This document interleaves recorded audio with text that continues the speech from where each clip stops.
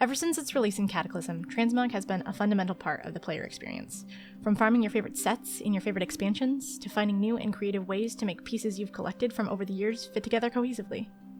There are even events and competitions centered around transmog, as well as a variety of ways to obtain different sets like questing, PvP, PvE, and even farming delves. I've spent hours farming transmog, but recently I thought to myself, how hard would it be to unlock every single piece of transmog that I'm missing? The game's only 20 years old, right? How hard could it be? So I've decided to start a new challenge for myself. I'm calling it MogQuest, and the rules are simple.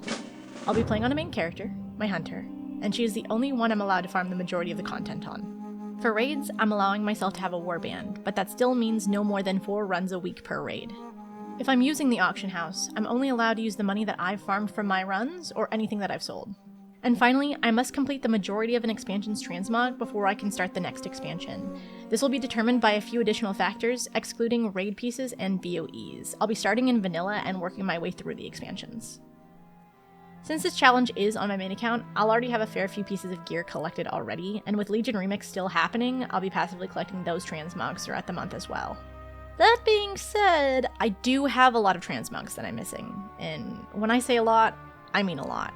I really didn't think I was missing that many until I actually considered looking to do this challenge. I am missing a lot of transmog. So without wasting too much time, I got my hunter ready, put 5 abilities on her bars, since I haven't played her in a decade, and I got started. I wanted to be as efficient as possible, so I started in Kalimdor with plans to hop from dungeon to dungeon until that side of the map was mostly complete. Ragefire Chasm was fairly easy. I was only missing an item or 2 from each boss, so I was able to get away with 4 runs before I had collected every single piece of gear.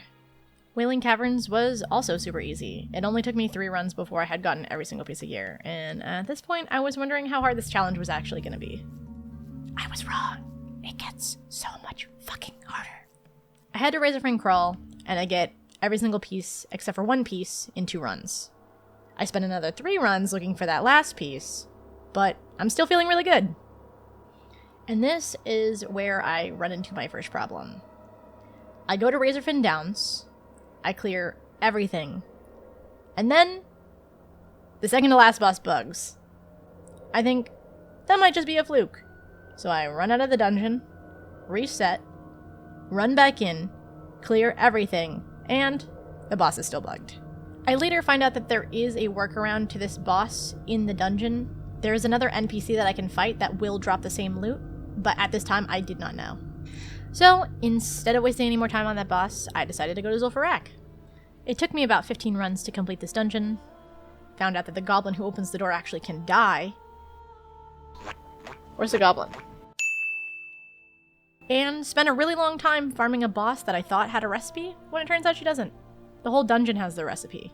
But for some reason, on the map, it says she specifically has the recipe. So I'd say Zul'Farrak is probably the turning point of when I started to realize that this is going to be a lot harder than I thought it was going to be. Not because of the grind. The grind is fine. It was instead the fact that we had run into our first lockout issue. I knew this was going to happen. It was just only a matter of when. I just didn't think it would happen so early in the runs. But I had things to do in the meantime. I started the Scholomance quest, which allows me to go into Classic Scholomance. I organized my bank. And, to my surprise, I had to use Unstuck. It turns out that some dungeons don't like it when you go in before they're ready to be run again. Needless to say, I waited a little bit longer and finally grabbed all the pieces that I needed from Zul'Farrak. And after Zul'Farrak, I decided to go to Dire Maul. Dire Maul's fun. I love Dire Maul. And this is where I run into my second problem. I needed a way to leave dungeons fast. Dire Maul is a very long dungeon, and I didn't want to spend all that time running back. So, someone recommended that I join a follower dungeon. You queue instantly, and then you leave. But the problem with that is that you are racking up instances very fast, and you can only do a certain amount of instances per hour. So very, very quickly, I locked myself out of Dire Maul, and any dungeon, for that matter. But that was okay, because I had something else that I could do in the meantime. Farming Dark Ruins for the Scholomance quest. So I flew over to Eastern Plaguelands, where I ran into 5 million roleplayers. I mean, seriously. Look at all these roleplayers. I haven't seen roleplayers outside of a main city since I don't know when. Needless to say, I tried very hard not to ruin their roleplay while I farmed my Dark Ruins. And as a bonus, these mobs also dropped Essence of Undeath. I didn't know. And after about 15 or 20 minutes, I got bored. So I thought, hey, let's do Stratholme. Stratholme's right there. That'd be fun. And while I initially wanted to finish all of Kalimdor before I started on the Eastern Kingdoms, I thought, it's a nice break. I deserve it. I'm just a girl. But yeah, overall Stratholme was a really nice change of pace. I started with Live, and I was able to clear the Scarlet Quarters in 4 runs. I got all of Skull's items. He's a rare with an exclusive wand, so that was nice. And then I got locked out again. Yeah! Woo! So for the rest of the night, I ended up farming Dark Ruins. And the next morning, I did something very ambitious and very stupid. I was really excited to film this series. So I thought, hey, why not grab another OBS? I'll do a recording, and then it'll be easier to edit. You know, because then I wouldn't have my webcam, I wouldn't have my music overlay. It would be great. I thought I was super smart. But my dumbass forgot to resize the resolution. So I went through the entire day recording, not knowing that it was this footage. Like, come on, bro, what is that? So I'm gonna have to use what I have left on my stream and B-roll that I definitely didn't film a couple hours ago pretending like I was in the dungeons. But hindsight is 20/20, right? And I had no idea that this was happening, so I was feeling great. And for the start of my day, all I had to do was 1 strat run, and I was done. Live, that is, I mean. Because I'd go on to do at least 10 strat undeads. It wasn't all bad, though. After the 6th run, I found Stone Spine and got his unique boots, which is the only item I needed from him. On the 8th run, I finally got the last item I needed off of Baron, and then I got locked out again. So, yeah. But this time was so much worse. Because the same thing that happened in Zul'Farrak happened in Stratholme. So at that point I just said screw it and messed around on Lemix for a while. My thought process was that I'd eventually be able to get into the dungeon way faster than a 4-hour unstuck, so I just kind of rode that out, and it worked. At this point though, to keep myself from getting locked out, I decided it was finally time to do some raids. So we said goodbye to the Eastern Kingdoms, went back to Kalimdor, and flew all the way down to AQ. I run into AQ 20, I do a loop, I run out, I do AQ 40, and at this point, I'm still trying to figure out how I want to structure raids. I wasn't entirely sure how many characters I wanted to allow myself to have, but I didn't want it to stop me from actually running the raids this week. A little bit after the raids, I settled on the warband system, so going forward, the raids will look a lot cleaner. I was also heavily relying on the recording that I messed up to show all of the loot from the raids, so I don't have any of the list of what I did get from those raids. Whoops. Unfortunately, my facecam also covers my chat, so I'm unable to pull up the logs of what was new from the raids. But that's okay. This challenge is about getting Mog, and we'll do better next time. After AQ, we hearthed back and we did a little bank management. It wasn't good, but it was something. Our little vacation was over though, and it was finally time to finish off Strath Undead. And after 14 runs and a few unstucks later, we finally finished it. To reward myself for all of my hard work, I ran through my 3rd raid of the day, Molten Core. While I was in there, I reminisced about Onlyfangs, about the adventures that I had, the friends that I made, all while one-shotting all the mobs that were a pain in the ass to kill. Molten Core is so much easier when it's 5 minutes and not 5 hours. And after I finished Molten Core, it was time for Maraudon. Now, I was a little bit confused on how they changed Maraudon and how it's set up in the open world. I was told that there are 3 portals and that you had to use the 3rd one in order to get to the end of Maraudon. That's not the case, so for the first half, I was only running the first half of the dungeon. Which is fine. I think, admittedly, I probably would have gone stir-crazy going through the entire dungeon. So, this worked out. But what I didn't know is that Meshlock, a rare in the dungeon, has an exclusive item that only he has. It used to be a part of an Alliance quest, however, during Cataclysm, it was removed. That means that this rare is the only way I'm going to get these robes. So I run Maraudon until I get everything that I need from the first 2 wings, minus Meshlock's robes. By this time, I've already run Maraudon 10 times, so I'm coming back for those later. I do, however, realize at this point that I can kill Princess, and so I do 1 run of Princess. Then it's off to a quick BWL before the infamous Dire Maul. That's right, your girl's going back to Dire Maul. Because I hate myself. I bounce around between Dire Maul East and Dire Maul West a little bit before somebody in my chat gives me a revelation. They explain to me that I can use Group Finder to manipulate dungeons in order to teleport outside of them. All you have to do is make a party and then leave it. This was the dungeon blessing that I had been looking for. I complete Dire Maul North in 6 runs. But then, it's time for tribute runs. If you don't know what a tribute run is, you have to run through Dire Maul without killing any boss except the last boss. Once you do that, you get a cache of loot. A lot of these pieces are their own items, and therefore you can only get them from the tribute chest. There is one transmog, however, that is diabolical to get from the tribute chest, and that is Transbane. It is a purple item from the tribute chest with a 2% drop chance. And for a while I was sweating bullets, because I thought I would be in Dire Maul for 60 years. That is until I realized that this transmog shares transmog with another axe, and that axe is Hellscream's Will. And right now I am thanking baby me, because in order to get this axe, you need to be exalted with the Maghar. And I'm not talking about the allied race. I'm talking about Burning Crusade Maghar. And my weird obsession with the Talbook made me grind out that reputation in Wrath of the Lich King. So thanks, I guess. And after 10 runs of Dire Maul Tribute, I had finally collected every single piece of unique gear in Dire Maul North, making my total runs in Dire Maul North 16. After Dire Maul North, in order to save lockouts, I bounced between Dire Maul East and Dire Maul West for the remainder. It took me 6 runs to complete Dire Maul East and 11 to complete Dire Maul West, making my total runs in Dire Maul 33. But hey, at least we're done Dire Maul. At this point, that left us with one dungeon left to do, Black Fathom Depths. There wasn't too much transmog that I needed from this dungeon, so I was able to complete it pretty quickly. And though I was still missing pieces from Razorfen Down and Maraudon, I was feeling pretty accomplished. So for those of you who are new to WoW or just don't know, Scarlet Monastery has 2 versions to it. In the expansion Mist of Pandaria, Scarlet Monastery was revamped. So there's a new Scarlet Monastery and an old Scarlet Monastery. In this episode, we'll be doing the old Scarlet Monastery, which means I had to go get the Scarlet Monastery key. In order to get this key, you need to do Hollow's End, which is the Halloween event. And lucky for me, I had decided that I wanted to do MogQuest during Halloween. So I did the prerequisite and I got my key. Getting this key enables you to swap between the 2 modes. The default Scarlet Monastery is the Mist of Pandaria one, and the old Scarlet Monastery is the one that you need the key for. I am very lucky I got this key when I did, or else I would have to wait an entire year to clear Classic. So going into Scarlet Monastery, I got a lot of the pieces that I needed pretty fast. And I also got a lot of BOEs as well. In my first run, I was able to get Mantle of Doan and the Hypnoblade.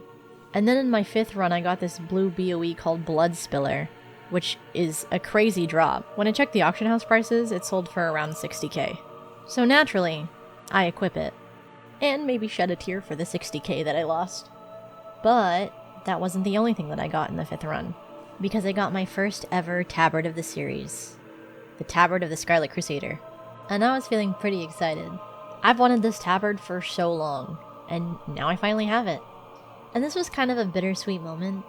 I'm not sure if anyone else can relate, but it kind of feels weird getting something that you've wanted for so long in this game, because now you have it and there's really no reason to go back.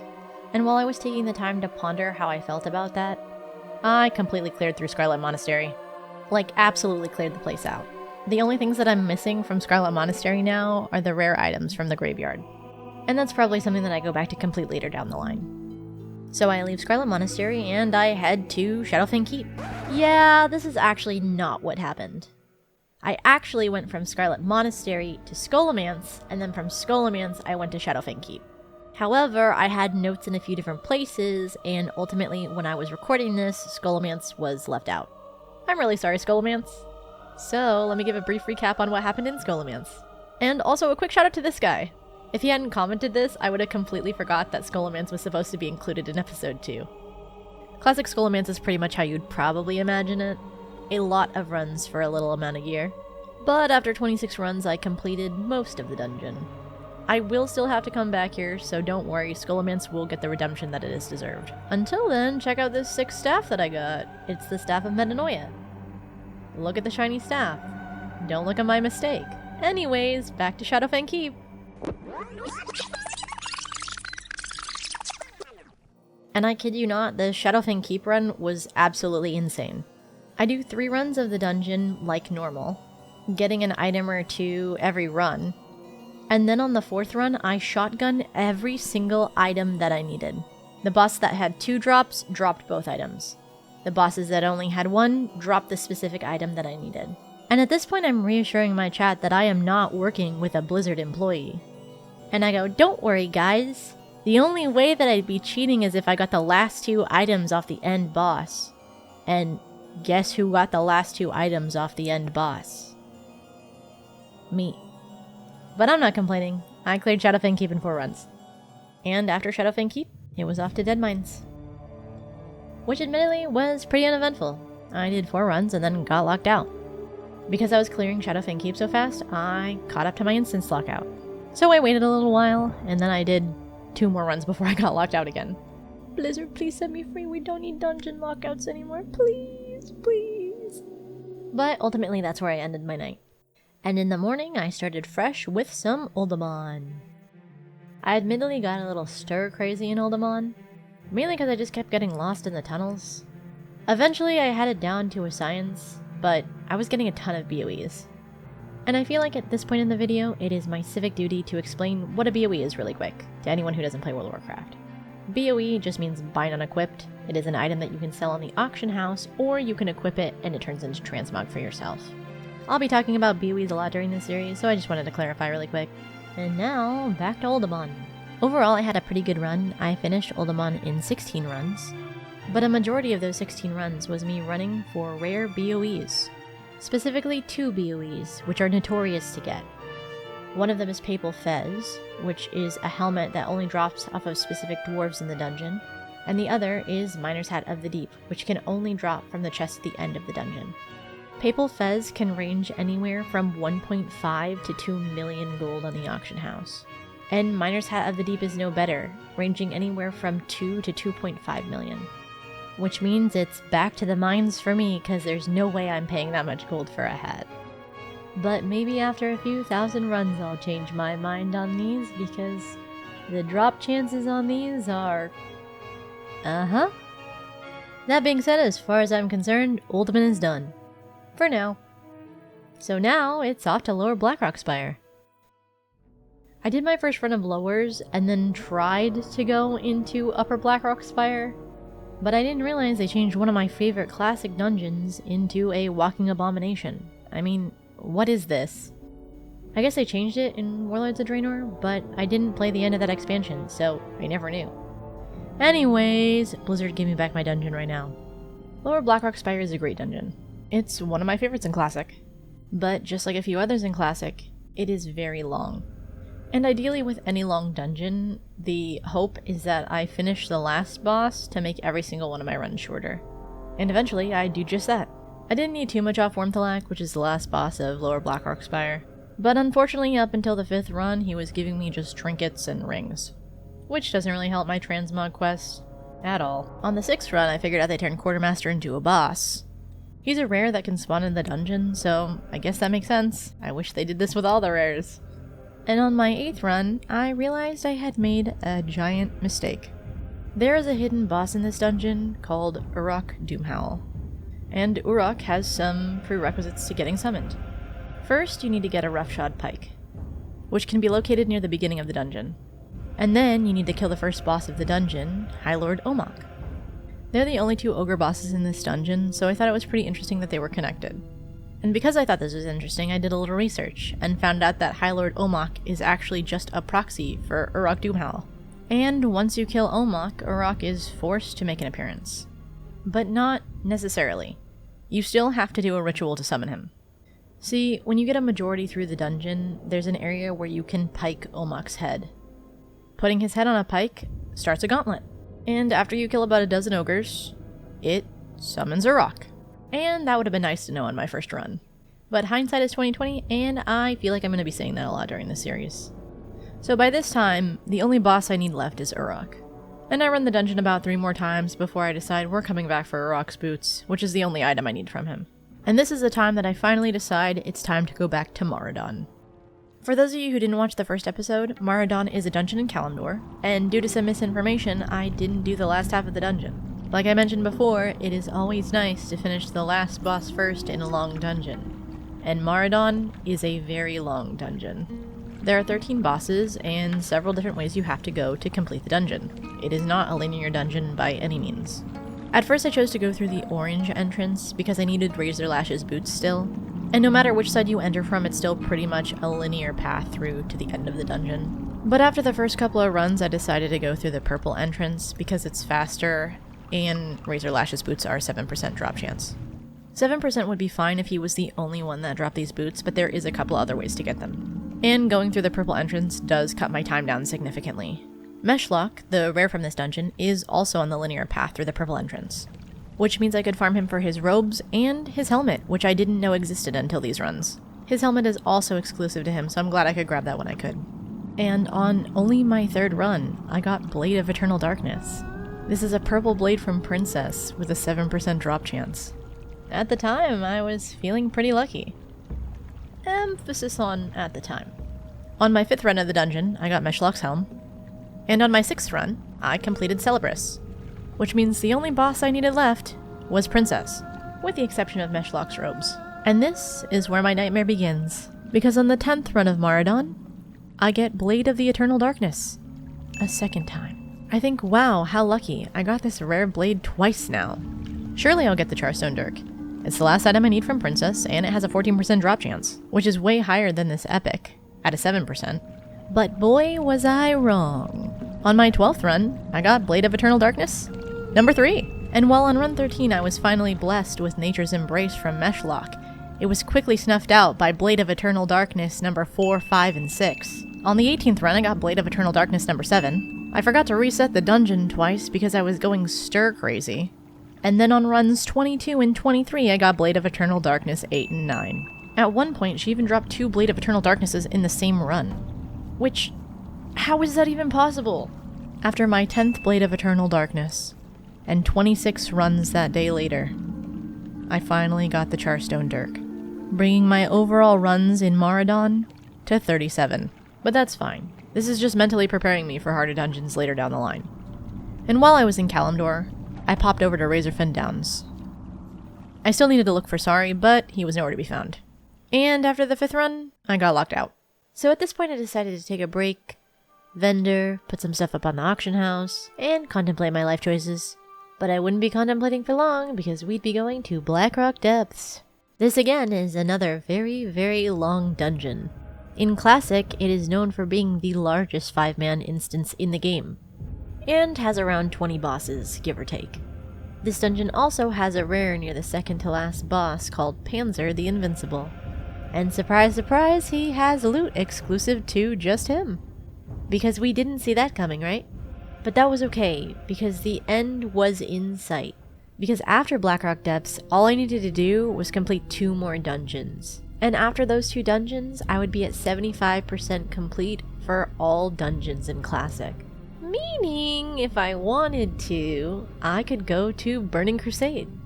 So all the dungeon fatigue just kind of vanished. On my first run of Blackrock Depths, I got Savage Gladiator Chain from Arena, and Iron Foe. These are 2 epic drops, so I was definitely having Maraudon flashbacks. In the 3rd run, I finished all the items that I needed from Golem Lord, and I got my 2nd Iron Foe. And then on the 5th run, I got my 3rd Iron Foe. But that was with a lot of additional gear sprinkled in. This dungeon does have 20 bosses after all. And on my 8th run, I realized that I had made yet another dungeon mistake. I seem to be making a lot of these this episode. See, most of the dwarves in the dungeon have the chance to drop a relic coffer key. These keys can open up all of the lockers in the Black Vault, which can summon Watchman Doomgrip, who's a boss. Very similarly to Uruk Doomhowl. And in the Black Vault, there's 12 lockers. So every run I'm gonna need 12 keys. Like I said before, these keys drop off of dwarves, so it's not a guarantee. And I later found out that in retail, when you leave the dungeon, it removes the keys from your inventory. So you have to get every single key while you're still inside the dungeon. Luckily for me though, every single time I completed this boss, I got a different piece of gear. So I only had to kill him 3 times before I got every piece. Not so lucky, however, were my arena runs. The Ring of Law, or Arena, is a mini gauntlet that has 6 bosses. Each boss has its own loot table, and the boss you fight is completely random. Meaning, you just have to be lucky and get the boss that you need. And like I said, I wasn't very lucky. I did manage to get most of the items out of Arena, however I'm still missing items from Eviscerator, the Worgen boss. On my 16th run, I finally get Tankard off of Grim Guzzler, and then on my 21st run I get Incendic Bracers and Emperor Sash. Overall I run Blackrock Depths a total of 23 times, but the dungeon's still incomplete. That being said, by this point I have had enough of Blackrock Depths, so it was time for a vacation. Sunken Temple was a nice change of pace, and I didn't need a lot from it. On my second run I got Dragon's Call, as well as a couple of other items that I needed. And while I got locked out on the 7th run, it only took me 8 runs to complete the dungeon. That being said, I will have to come back to Sunken Temple for one specific reason.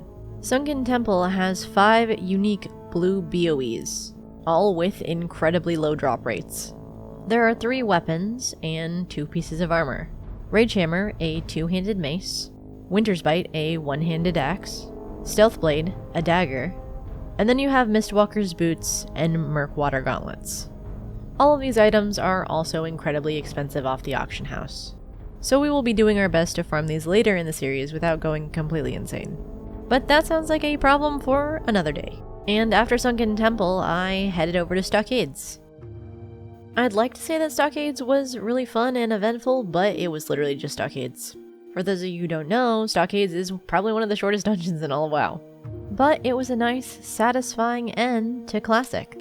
And with Stockades out of the way, that meant I officially unlocked Burning Crusade, which means we've finally progressed in the series. So before we go into the Burning Crusade, we have to rewind just a little bit. I needed to set up my warband bank. I've been putting this off for a really, really long time, ever since they made it. And so I thought it was finally time to do the quest. This will also allow me to trade tier between my characters easier and also keep track of my gold. So I flew over to Gadgetzan and immediately got attacked by 100 goblins. I forgot that back in the day I wanted to go for the Bloodsail Admiral title, and yeah, the goblins hate me now. But that's okay, they don't do any damage. So while I got punched to not death, I finished the quest and headed back to set up my warband bank. I wanted to set up the bank so it'd be easy for me to understand what tier I'm missing, what I have, what I don't have, what I'm going to need to go back for, etc. Right now I only have 3 tabs. 2 of them are set up the same, where each tab holds only 1 tier set. And once I get every piece I need, I will unlock all the tier at the same time. I feel like this was important to explain now because tier is a very big part of transmog, and I didn't want anybody to think I was just glossing over the tier. And trust me, I want to unlock all this tier right now. But I think it's more meaningful to close out the chapter altogether. So now that I've finally set up my warbank, it's time to deep dive into my warband. The rules of my warband system are pretty simple. I have a maximum of 4 character slots, and every week I'm allowed to choose any character to fill them. If I'm using a new character, I need to make sure that their gold is set to 0. This way I can track how much gold I got from each raid on them.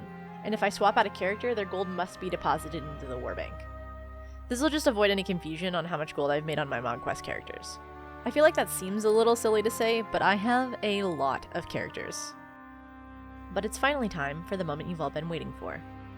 And so, I stepped through the Dark Portal. Or to be more specific, the Portal to Shattrath. And I was so excited. Burning Crusade is one of my favorite expansions. Definitely in my top 3. So I was feeling very motivated to get some gear. And so I flew over to Hellfire Peninsula. My plan was that I was going to ping-pong between Hellfire Ramparts, the Blood Furnace, and the Shattered Halls, just to keep myself from going stir-crazy. And I did that, more or less. I did 8 runs of Hellfire Ramparts, where I got every item off the first and third boss, and the only 2 pieces I needed were off Vazradin and Nazan. Their loot can be found inside of a reinforced Fel Iron chest once you've killed them. And the 2 pieces I was missing was Chestguard of the Prowler, and Moknathal's Wilder Cloak. But I wanted a change of pace, so I hopped over to Blood Furnace for 2 runs before I got locked out. So I sat around, vendored, sold some BOEs, and thought this was the perfect time to do my first Burning Crusade raid. After all, there was one right below me. So I flew down to Magtheridon's lair and killed him. There are 2 raids in the Burning Crusade that only have 1 to 2 bosses.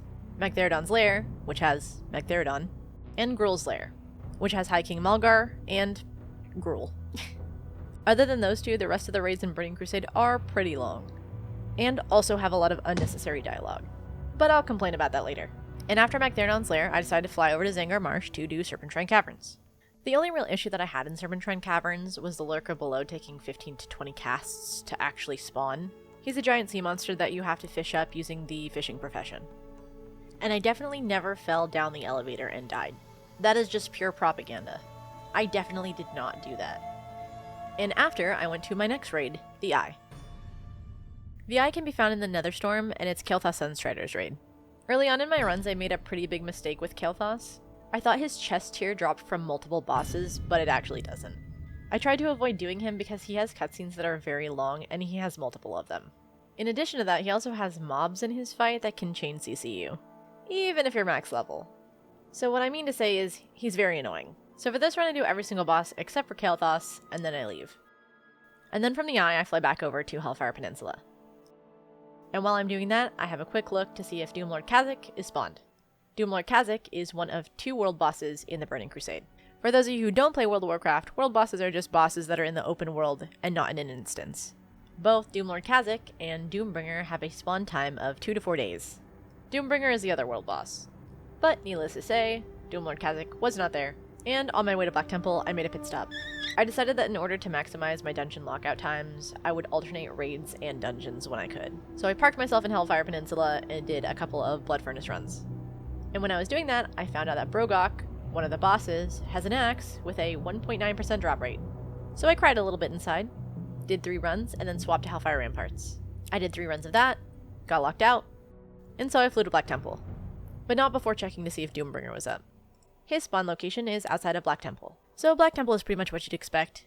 It's really long, but it's easy. I ran through, killed all the bosses, collected a lot of tier pieces, and then I got to Akama. Not at the beginning of the raid, but at the end of it. And I think we need to send this guy home because he is drunk. Or to be more specific, he's bugged. I don't know why he does this, but whenever you start the dialogue for him to open the door, he decides that he wants to run back around, upside down, along the walls, in reverse, and eventually he'll open the door, but it takes him a while. Fun fact though, if you're playing a monk, you can also Tiger's Lust him. Makes him run real fast. But anyways, Akama finally opens the door, and I kill Illidan. And after that, I hearth out, I do a little auctioning, head back to Shatrath, fly to Hellfire Peninsula, and go back to playing ping pong. Except this time, instead of ping pong, I was just clearing Blood Furnace. I was almost done with all of the gear in there, so I wanted to try to finish it off. On my 4th run, I got Wastewalker's Tunic, and overall I did 8 runs before I got locked out again. So it was time to head to Sunwell. And I don't know what's worse, Akama being bugged, or the dialogue between Brutalis and Madragosa. So besides the 5 minutes of dialogue I'm stuck in between, Sunwell goes pretty fast. And after Sunwell, I thought it was finally time to do something other than raids and dungeons. So I headed out of Sunwell to have a look at the Shattered Sun vendor. Throughout World of Warcraft and all of its expansions, there's a lot of different reputations out there. And throughout a lot of these reputations, there are vendors. These vendors will sell exclusive gear, toys, and anything related to that faction. And in order to buy things from that faction, you need a specific amount of reputation from them. Oftentimes, you will need to be exalted with the faction in order to buy their gear. Exalted is the max level of reputation needed. But my hunter was my main for a lot of years, so I am exalted with a fair few factions, Shattered Sun being one of them. So I took the time to buy every single piece of gear that they had. And since I was already collecting reputation gear, I thought it was finally time to get the axe from Episode 1. Hellscream's Will is a 2-handed axe that you can get off Provisioner Nacella in Nagrand. In order to buy this axe, you must be exalted with the Maghar. The Maghar are the Horde faction in Nagrand. And as far as I'm aware, there is no Alliance variant, meaning you cannot get this from the Alliance side vendor. So I went back to Shatrath and then flew to Garadar, which is the Horde city where Provisioner Nacella is. And then I bought everything she had. And along with all of her gear, she has a tabard. So this makes our 2nd tabard of the series, the Maghar tabard. And while I was in Nagrand, I wanted to check out the Consortium gear as well. They're another faction in the Burning Crusade that I am not exalted with. And they have some exclusive pieces, so I'm going to have to grind their rep. There is a long list of factions in the Burning Crusade. So eventually I'll have to go through and see which ones have exclusive pieces. And in addition to looking at the Consortium gear, I also checked Hala, which is the PvP zone. And from the looks of it, it looked like we might have to farm some gear from there as well. And after checking most of Nagrand, I flew back to Hellfire Peninsula to check for Thrallmar gear. Thrallmar is a city in Hellfire Peninsula, and I actually did need some gear from there. I am also not exalted with them, so that is another rep we will have to grind. But now is the second moment you have all been waiting for. It is finally time I introduce my first new character of the series. And I started on Lenore, who's my paladin. Shurelaran. I know, not the fastest class in the game, but she is one of my favorites. And so I set up her bars, and got ready to do my first set of Warband raids. I started in Kalimdor, where I cleared Onyxia's Lair, Anchorage 20, and Anchorage 40. And then I flew over to the Eastern Kingdoms, did Blackwing Lair, and Molten Core. And this is where I'm going to pause the video really quickly. I had a couple of questions I wanted to ask everyone, and if you're this deep into episode 3, you've probably already watched episode 1 and 2. And the question is, are you fine with me doing a laundry list of each raid that I did on the alt characters? I know a lot of people are going to say, it's your video, do it the way that you want to do it. But I don't know how I want to do it. A lot of these times when I'm running these raids, nothing eventful really happens. But in saying that, I can fill the space with lore, information on characters, etc. I just thought it would be easy overall to keep it quick and concise. But a lot of people in the comments are saying that they wish that the videos were longer. But if the videos are longer, that means it will take longer for the videos to actually come out. So my question to you is, would you rather have shorter videos around 15 to 20 minutes that are coming out every 2 weeks, or longer videos that are coming out 3 to 4 weeks out? And are you fine with shorter raid segments that only really glosses over the important things, or would you like longer raid segments that talk about lore and other random facts? And if you don't care, that's okay too. I'm super indecisive all the time, so this would really help. Anyways, back to the video. So after finishing up the classic raids, it was time to do Burning Crusade. I started with Serpentine Caverns and forgot this character doesn't have fishing. So I would have to miss out on the Lurker this week, and after Serpentine Caverns, I did Gruul's Lair, the Eye, Magtheridon's Lair, and Black Temple. Akama was still bugged, no surprise there, so I had to wait for him to open the door. And after Black Temple, I went to Sunwell, and got very confused. For some reason, the Eridar twins weren't spawning. I later found out that you have to do the gauntlet running up the stairs before they spawn in. So basically you just have to kill most of the mobs heading up to their room. That's very good information for the future runs because I spent 5 to 10 minutes wondering where they were. And after Sunwell, I went to Karazhan, figured out how to solo chess, and then I went to Hyjal. Hyjal's one of those raids that should have never been made. It's probably the most annoying raid I've ever done. And because I'm not a frequent Hyjal enjoyer, I didn't know that you can run up to the spawn areas of the mobs and kill them there to make it go by 10 times faster. So, the more you know. But with Hyjal done, that meant it was finally time to swap characters once again. So I hopped on my Warlock Babe and got started. State your business. I follow pretty much the same exact route that I took on Lenore. I clear Onyxia's Lair, and then I go to Anchorage 20, Anchorage 40, I fly to the Eastern Kingdoms, and then I clear Blackwing Lair and Molten Core. And after that, it was off to Burning Crusade. I did Serpentine Caverns, I did Gruul's Lair, I did the Eye, did Magtheridon's Lair, and Black Temple. I really wish that I could say my Warlock got a lot of cool, sick gear, but honestly, the runs were pretty dry. I got some tier though, but that was pretty much the only eventful pieces I got on her. And after hanging out with Akama for 20 minutes in Black Temple, I went to Sunwell, Karazhan, and Hyjal. But this is where it got interesting, because it was finally time for me to run on my last character of the week, my druid, Plum. Ah, the great outdoors. I do the route like normal, Onyxia's Lair, Anchorage 20, Anchorage 40, and then into Blackwing Lair and Molten Core. The runs are going good. I'm not thinking too much about it. I'm getting some gear here and there. I'm talking to chat. You know, the usual. I do Serpentine Cavern, I do Gruul's Lair, I do the Eye, I do Magtheridon's Lair, and then I get to Black Temple. And I'm running Black Temple like normal. Waiting for Akama. Waiting for the door to open. And I go up to kill Illidan, and something I wasn't expecting dropped. It was our first legendary of the series, the Warglaives of Azzinoth. Well, one of them. You see, Warglaives is a set, and in order to unlock Warglaives as a transmogable item, you need both of them. This will be important later on. But right now, I'm feeling amazing. We are 1/2 of the way to getting the Warglaives of Azzinoth. And so I finish up the night with Sunwell, Karazhan, and Hyjal. Clearing the raids on all the Warband characters takes a pretty long time. And so I'm pretty much spending an entire day clearing the raids 4 times over. And also, as a side note, I do have plans to get farming sets. But a lot of what I need is in Battle for Azeroth. And because I'd like to stay true to my challenge, I am waiting for Battle for Azeroth to be unlocked before I get my farming set. That means lots of suffering ahead. But back to the video. Because I cleared the raids so close to reset, I was able to do them again within the next few days. But this time would be a little different. Because I was so excited about getting the Warglaive of Azzinoth, I started with Plum, my druid. I started with Serpentine Caverns, and then I headed to Gruul's Lair. And I'm happy to announce that Gruul's Lair is 100% complete, minus the tier. I got every single piece of collectible transmog from the raid, which means now I only have to run Gruul to get tier pieces.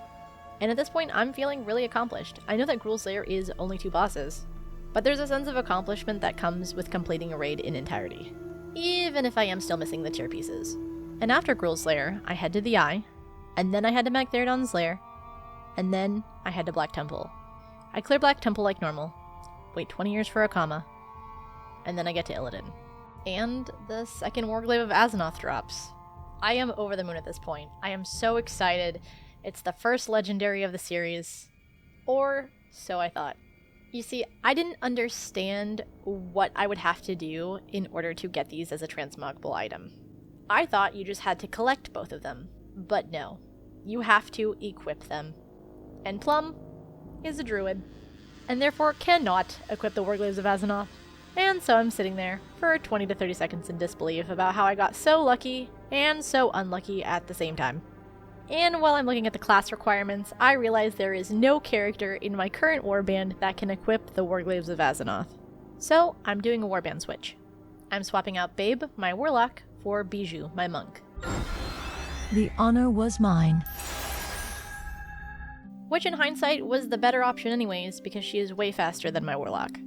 So I get onto Bijou, I set up her bars, and it's time to start doing raids. But before that, I learned from my previous mistake and get the profession for fishing. I head to Serpentine Caverns, realize how amazing it is to run with a monk instead of a warlock, and overall finish the run very fast. I head to the Eye, I head to Magtheridon's lair, I head to Black Temple, and this is where I figure out that I can Tiger Lust a comma. And after Black Temple, I head to Sunwell, where I am just so excited for all of these cutscenes. They are amazing. Thank you, Blizzard. Thank you for all of these cutscenes. I'm not super tired of seeing these cutscenes. And after hanging out with Brutalis and Felmis for a while, I finally finished Sunwell. And because I was still feeling a little defeated from the Warglaives of Azzinoth, I opted out of doing Karazhan and Hyjal for the week. So it was back on the Paladin to do another run of Serpentine Caverns, where I got the last item off of one of the bosses, Leotheras. I got his True Aim Stalker Bands, and that was the last item I needed off of him. He is still one of the bosses with tier, so I will still have to kill him every single run, but other than that, I have every single piece of gear that he has. And as per usual, after Serpentine Caverns, I went to the Eye, where I collected every single piece of loot off of Void Reaver. His last piece being the Girdle of Zaytar, which, fun fact, the guy who originally owned this belt, Zaytar, is actually the lover of Princess from Maradon. He was a keeper of the grove who was seduced by Princess, and eventually they made the centaurs. But he was so repulsed by his own children that they killed him. Princess, afraid of what Cenarius might do to her, ended up hiding away in Maradon, which was the grave of Zaytar. Cenarius being Zaytar's father. Eventually she becomes corrupted by the old gods, and that's why we fight her in Maradon. But that doesn't change the fact that she's a bitch for not dropping the Charstone Dirk. 3 episodes later, and I'm still mad about it. Anyways, after the Eye, I head to Magtheridon's lair. I got Glaive of the Pit, and I only have one item left to farm off of Magtheridon, which was Cloak of the Pit Stalker. And after Magtheridon's lair, I head to Black Temple. I do my last run of the week, get Blade of Savagery off of Mother Shiraz, watch a comma bug into a wall more, and take the wrong side up the stairs, which I tend to do a lot in this raid. After that, I end up beating up Illidan and finishing my raids for the week, with the exception of the ones I opted out of. I don't think it's realistic to clear every single raid every single week on 4 characters, but I will do my best. However, for the time being, we are putting the brakes on that. Because, bum-ba-da-bum, it's the World of Warcraft anniversary, plus Thanksgiving, and the last phase of Legion Remix. Which means I had a lot of additional work cut out for me. All of these events happen within their own specific time frame, which means I have limited time to get all the transmog from these events. So I've decided that holidays and special events are exempt from most of the rules. Specifically, rules 1, 2, and 4. Because this content is time-gated, there's sometimes no other option other than running it on multiple characters. Like the anniversary, for example. There isn't really a reliable way to farm time-walking badges on one singular character. And with all the time-walking badges that I needed in order to complete the anniversary, I really didn't see a workaround for this. So that covers rule 1 and 2, but what about rule 3? Well, in order to do time walking, you need to go into other expansions. And sometimes you don't have the option of which one.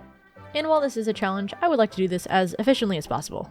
And in order to do that, I realize that I'm probably going to have to start farming time walking badges whenever I can. With the time walking vendors, there are sometimes exclusive drops, and if there is one, I really don't want to miss it. So I'm being proactive and adding these exemptions in now. So, without further ado, it's time for the MogQuest special holiday episode. Woo!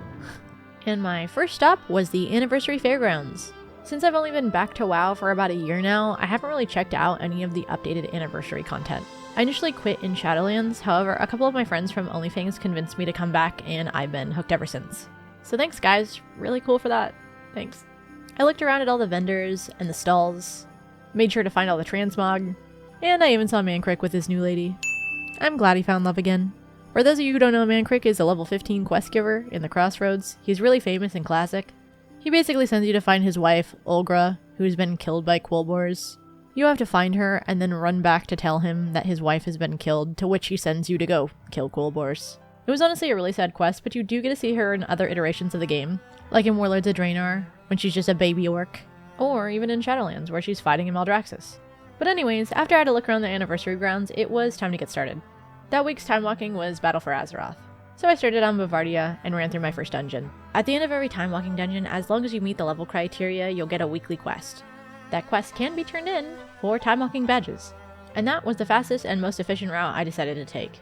And after I did my run on Bavardia, I ran on Bijou my monk, Lenora my paladin, and Plum my druid. These runs were pretty straightforward and didn't take too long to do.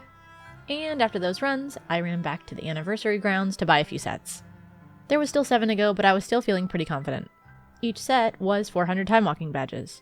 My first character was able to get 500 time walking badges from the weekly, but every character after that only gets 200, which means I'd have to do a few more runs on a few different characters. And after buying a few sets, I thought it was finally time to check out the Thanksgiving quests. This was my first time in a long time participating in Thanksgiving for World of Warcraft, so I was pretty confused on how to get started. Like, I didn't even know where the quest givers were. So I fly around Orgrimmar for a few minutes, finally find where the quest givers are, and the first quest tells me to go cook a turkey. Makes sense, right? But where do you get turkeys? So I put on my thinking cap and I Google how to get turkeys from the World of Warcraft Thanksgiving event.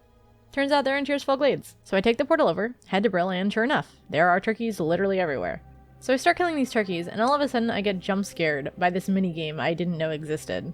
So every time you kill one of these turkeys, you get a stacking buff. This buff continues to stack, and the higher it stacks, the more ranks you get. But if you don't kill a turkey in a specific amount of time, the buff falls off, and then you lose all your ranks. I was kind of having a bit too much fun with this, but it's very time consuming, so I opted out of doing the turkey dailies, but not before farming around 80 turkeys. So eventually I head back to the quest givers and the vendors. I buy the additional ingredients that I need and I cook these turkeys. But in addition to the turkey daily, there's also a cranberry chutney daily, a sweet potato daily, and a pumpkin pie daily. Oh, and don't forget the stuffing. Now you might be asking yourself, Morgana, why are you farming these dailies in the first place? Well, you see, there are 2 full pilgrim outfits, and an additional pilgrim dress. But the thing I was after the most were these Pilgrim's Bounty Reward satchels, which had a small chance to contain 1 of 4 backpacks. So it was time to get cooking. I realized that I could maximize my daily rewards by cooking on Bavardia and then sending each cooked food to my different characters. And I'm really glad I did that. So after cooking up the turkey and the stuffing, I ended up checking the other dailies. One of them being the cranberry chutney. And I had no idea where to get cranberries, so it was back to Google I go. And of course, they're in Orgrimmar, where I came from 15 minutes ago. So I head back to Org, turn in the 2 quests, open my first 2 bags, and nothing. Just absolutely nothing. And then I realize I'm gonna have to fly to Mulgore to get sweet potatoes. So I fly all the way to Mulgore, buy the sweet potatoes, only to find there's yet another daily. And this is where I find out that the pumpkin pie daily exists. And in order to get pumpkins, I needed to go to Tearsfall Glades, where I was 15 minutes ago.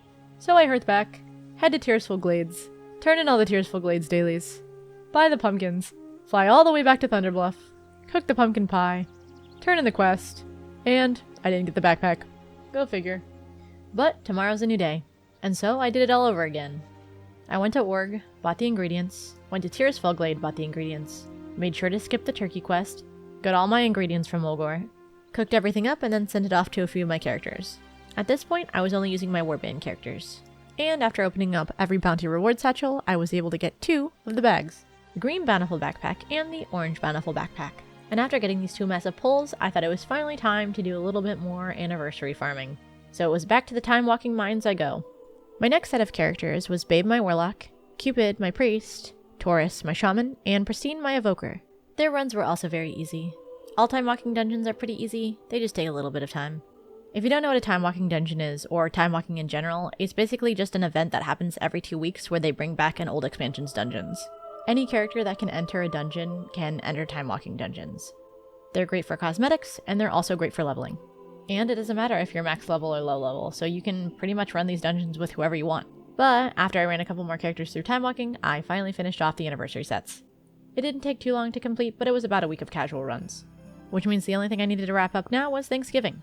On the third day, which was actually Thanksgiving, I made a bunch of the stuffing and the sweet potatoes. This was in order to send it to my other characters who could then turn in the quest and get a chance at the bags. And I was lucky and it worked. I was able to get the white bountiful bag on the third day. I went through a lot more satchels, but I was only able to get the silver-plated turkey shooter, which is a toy. Which I'm not complaining about. That's kind of cool, I guess. And on the fourth day, I was kind of getting a little stir-crazy. I had opened a ton of satchels, but I hadn't seen the purple bountiful bag yet. I thought maybe I did get it and I just didn't notice. So at one point, I went through all of my characters checking their bags just to make sure. This is how I ended up getting the add-on called Altaholic. It basically just helps you manage your alts and all the items on them, which has actually been a huge help. That and all the things is saving me right now. I don't know what I would do without these add-ons in the challenge. Anyways, there's stuffing, potatoes, and pie everywhere. I have it in my warbank, I have it in my bags. It is a complete mess throughout all of my characters. It looks like somebody just had a food fight. And after realizing I didn't have the backpack after all, I continued my search. And after hundreds of sweet potatoes and chutneys and pumpkin pies later, I finally got the backpack, bringing my total satchels opened to 78. I don't know if I got on Blizzard's naughty list for this one, but this one was kind of rough. Anyways, with Thanksgiving out of the way, it's time to do a little time walking. And I don't mean the dungeon. I really wanted to do a holiday special for Christmas, but with the current schedule of MogQuest, it was incredibly unlikely. So I begged Blasphemous, my editor. I wanted him to condense the anniversary, the Thanksgiving, and the Christmas episode all into one, so you would get an earlier episode and Christmas content. So, with that being said, Merry Christmas and Happy Holidays. And that means it's time for Feast of the Wintervale, which is World of Warcraft's Christmas event. There's a lot of things you can do in this Christmas event, like save Metzen, the reindeer, but we don't care about that. All we care about is the transmog. And there is a lot of good transmog in this holiday event. There's Santa hats, there's ugly sweaters, there's little Christmas outfits, but we'll be starting with the hats. There are 4 hats in total that you can get from this event, and there are a bunch of different dungeon bosses that can drop them throughout Azeroth. The old designs are the green winter hat and the red winter hat, and the new designs are the finely tailored red holiday hat and the finely tailored green holiday hat. God, that's a bit of a mouthful. As I mentioned before, they will only drop from specific bosses, and so each hat has a list of bosses that you can farm. And for these items, I did want to stick to the rules of my challenge as much as possible, but that fell apart pretty quickly. I headed to Shadowfang Keep because Lord Godfrey is one of the bosses with the green winter hat. I had already completed Shadowfang Keep, so I thought, great, this is still within the rules of my challenge. I'd later go on to figure out that Lord Godfrey is one of 2 bosses that I would be able to do while still sticking to the rules of my challenge, meaning I wouldn't be able to get the other 2 hats. So that plan was very quickly revised. So with that, I flew to Shadowfang Keep, did the dungeon, and didn't get the hat. So at this point I thought to myself, I should just check to see, maybe I had one of the hats, just in case. And guess who had the green hat? Spoiler, it was me. Actually, I had both of the green hats. So after wasting my time at Shadowfang Keep, I took the portal to Stranglethorn Vale, and I flew to Dead Mines, which was one of the other dungeons I could do, this one being for the red hat. So I ran through Dead Mines, took a selfie with the Christmas tree, killed Ripsnarl, and the hat doesn't drop. So me using my big beautiful brain, I decide to Google the drop chances. And tell me why that there are bosses from other dungeons that have a higher % chance of dropping this hat than Ripsnarl. So I decide to use that exemption after all. And so I fly myself over to Blackrock Caverns, where I kill Corla, Herald of the Twilight, that drops the red hat. And she was so excited to see me that she dropped it on my first run. And after getting the old red hat, it was finally time to get the new red hat. And once again I'd find myself back in Battle for Azeroth, because I'd have to go to Atal Dazar, this hat dropping off full call. And after 7 runs, I got locked out. I didn't think it was possible to be this unlucky with the winter hats, but I surprised myself. So I thought it was finally time to do some Christmas retail therapy. In addition to all the other items that you can get from the Winter's Veil event, there are also crafted items and unique items. And I thought, what better way to spend my gold that I've gotten during this challenge than to spend it during Christmas. For my first 2 items, I bought the green winter clothes and the red winter clothes, which were about 300 gold. I also bought the winter boots, the gloves of the Great Father, and the green holiday shirt. But there was one item that really hurt to buy, and that was the Edge of Winter, which for some reason on my server was 20,000 gold. But I was already this deep in, and I thought this was a good penalty item for using the auction house, even though there's really no rule against it in the challenge. So I bought Edge of Winter and cried myself to sleep. And then after I did my Christmas shopping in Dornigal, it was time to head back home for the holidays. So I went back to Undercity and parked myself in front of the Winter's Veil vendor. This is the vendor that has all of the festive holiday attire. The festive coats and vests can also come in a shirt or sweater form as well, meaning they're just included in the shirt slot. And so I bought out all of his transmog. I didn't have any, so there was a lot of transmog to learn. It was so satisfying, but you don't get to see it because I messed up the recording. So that one's for me. Merry Christmas, me. And after that, all I had to do was finish Atal Dazar. So I headed back to Zandalar and I flew to Atal Dazar, where I ran Atal Dazar a few more times and finally got the hat. Which meant that the anniversary, Thanksgiving, and Christmas was finally complete. And with that, I head back through the Dark Portal, or to be more specific, the Shatrath Portal. I wanted to complete all the dungeons in the same path that I did to complete the raids. So from Hellfire Citadel, to Coilfang Reservoir, to the Tempest Keep, and then to Auchindoun. So I headed to Hellfire Citadel, and started with Blood Furnace. The reason I started with Blood Furnace is I wanted to get the hard part out of the way first. Brogok, one of the bosses in Blood Furnace, has an axe with a 1.9% drop rate. And I think he likes me, because after 3 runs, he dropped his axe. I've seen enough to know where this is going. And I think Keladin the Breaker also has a crush on me, because he dropped the last item that I needed off of him as well. His boots. And he even dropped 2 of them, 1 for each foot. How generous. But unfortunately, I'm rejecting both of them, because Blood Furnace is 100% complete, bringing my total runs in Blood Furnace to 23. And after Blood Furnace, I went down to Hellfire Ramparts, where I ran that 7 times before I got locked out. Which meant it was finally time for my weekly raid grind. I started with Serpent Shrine Caverns, and the Lurker really didn't like me this run. I thought I was going to lose my mind fishing for him. But eventually I catch him and kill him. And surprise, surprise, he had no loot for me. But the loot I did get from this run were Boots of the Shifting Nightmare off of Hydros, Soul Strider boots off of Fathom Lord Carathris, and Girdle of the Tidal Call off of Morgrim Tidewalker. And after that, it was off to Gruul's Lair to collect Tyr, and then I headed to the Eye. It was during this run of the Eye that I realized that I would have to farm zone drops for multiple raids. I honestly wasn't thinking too hard about zone drops, so I kind of forgot that they existed, and some zone drops are unique, meaning they don't share transmog with any other piece of gear. Just another thing to add to the pile that is slowly crushing me. But the Eye wasn't all bad. What prompted this realization was the fact that I did get a zone drop. Bands of the Celestial Archer. So we take those, that's a win. Moving on. And after that I flew down to Magtheridon's lair. But I had completed the raids a little bit too fast, and so I got locked out again. So I did my daily check of the world bosses, flew back to Magtheridon's lair, killed Magtheridon, and then headed to Black Temple, where I got nothing. So I head to the Sunwell, where I get the Shiv of Exsanguination off of the Eridar twins, Fell Conqueror's Raiments off of Muru, and Crux of the Apocalypse off of Kil'jaeden. And then it's off to a not-so-quick battle for Mount Hyjal, where I get the Rejuvenating Bracers off of Rage Winterchill, and the Bow-Stitched Leggings off Asgalore. But because I was still hung up on zone drops, I decided to run it back on Hyjal. So I swapped to Bijou, and I got started. The honor was mine.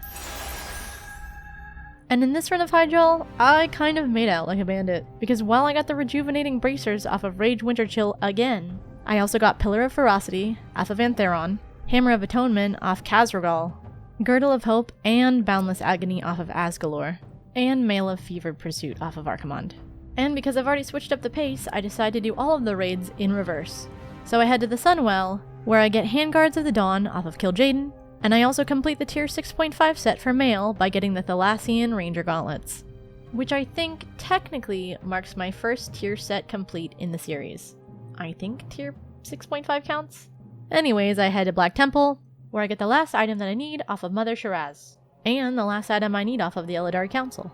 And then it's off to Magtheridon's lair, where I get the last item I need off of Magtheridon, the Cloak of the Pitstalker. Meaning now all I need off of Magtheridon is his tier. And then after Magtheridon's lair, it was up to the Eye, where I got the last item I needed off of Alar, which was Talon of the Phoenix. The offhand to be more specific. Not that I think that matters anymore, but correct me if I'm wrong. And then I get my second to last item off of Astromancer, which was Girdle of the Righteous Path. And after the Eye, I head to Serpent Shrine Caverns. I get some tier, but no unique drops, which is fine because these raid runs were absolutely juiced. And then it's back on Bavardia to do 8 more runs of Hellfire Ramparts before getting locked out. But I got Cheskard of the Prowler, so that's okay, I guess. So I hopped on Plum and got ready to do my raid runs. Ah, the great outdoors. However, I tried to head into Serpentine Caverns, but I still have the residual lockouts from Hellfire Ramparts, so I sit outside of Serpentine Caverns like an idiot, waiting to get in. And eventually I can. I clear Serpentine Caverns, go to Gruul's Lair for Tyr, the Eye for Tyr, and then I head to Black Temple, where I get the Maelstrom's Fury off of Nagentis, and Bands of the Coming Storm off Supremus. And then it's off to Hyjal, where I got Tracker's Blade off of Rage Winterchill, Enchanted Leather Sandals off Antheron, Apostle of Argus from Archimonde, and the Zone Drop, Claw of Molten Fury. This is also the run that I found out that Hyjal phases can bug. I guess sometimes mobs get stuck under the terrain, and it takes about 2 to 3 minutes for the phase to complete. So I was just standing around, waiting for the phases to start, at least for a little bit, and this bug annoyed me so bad that I thought it was finally time to take a break from raids. And so I hopped back onto Bavardia to start the Serpentine Reservoir. Embrace the shadow. I do 6 runs of the Slave Pens before I complete 75% of the dungeon. And then I run the Underbog twice before I get locked out. So I cry and hop on Plum to do Karazhan, where I don't get a single piece of gear, not even Tyr. And as I'm crashing out, I head back to Serpentine Reservoir, where I run Underbog 10 times. Yippee! But at least I cleared it to 75% completion.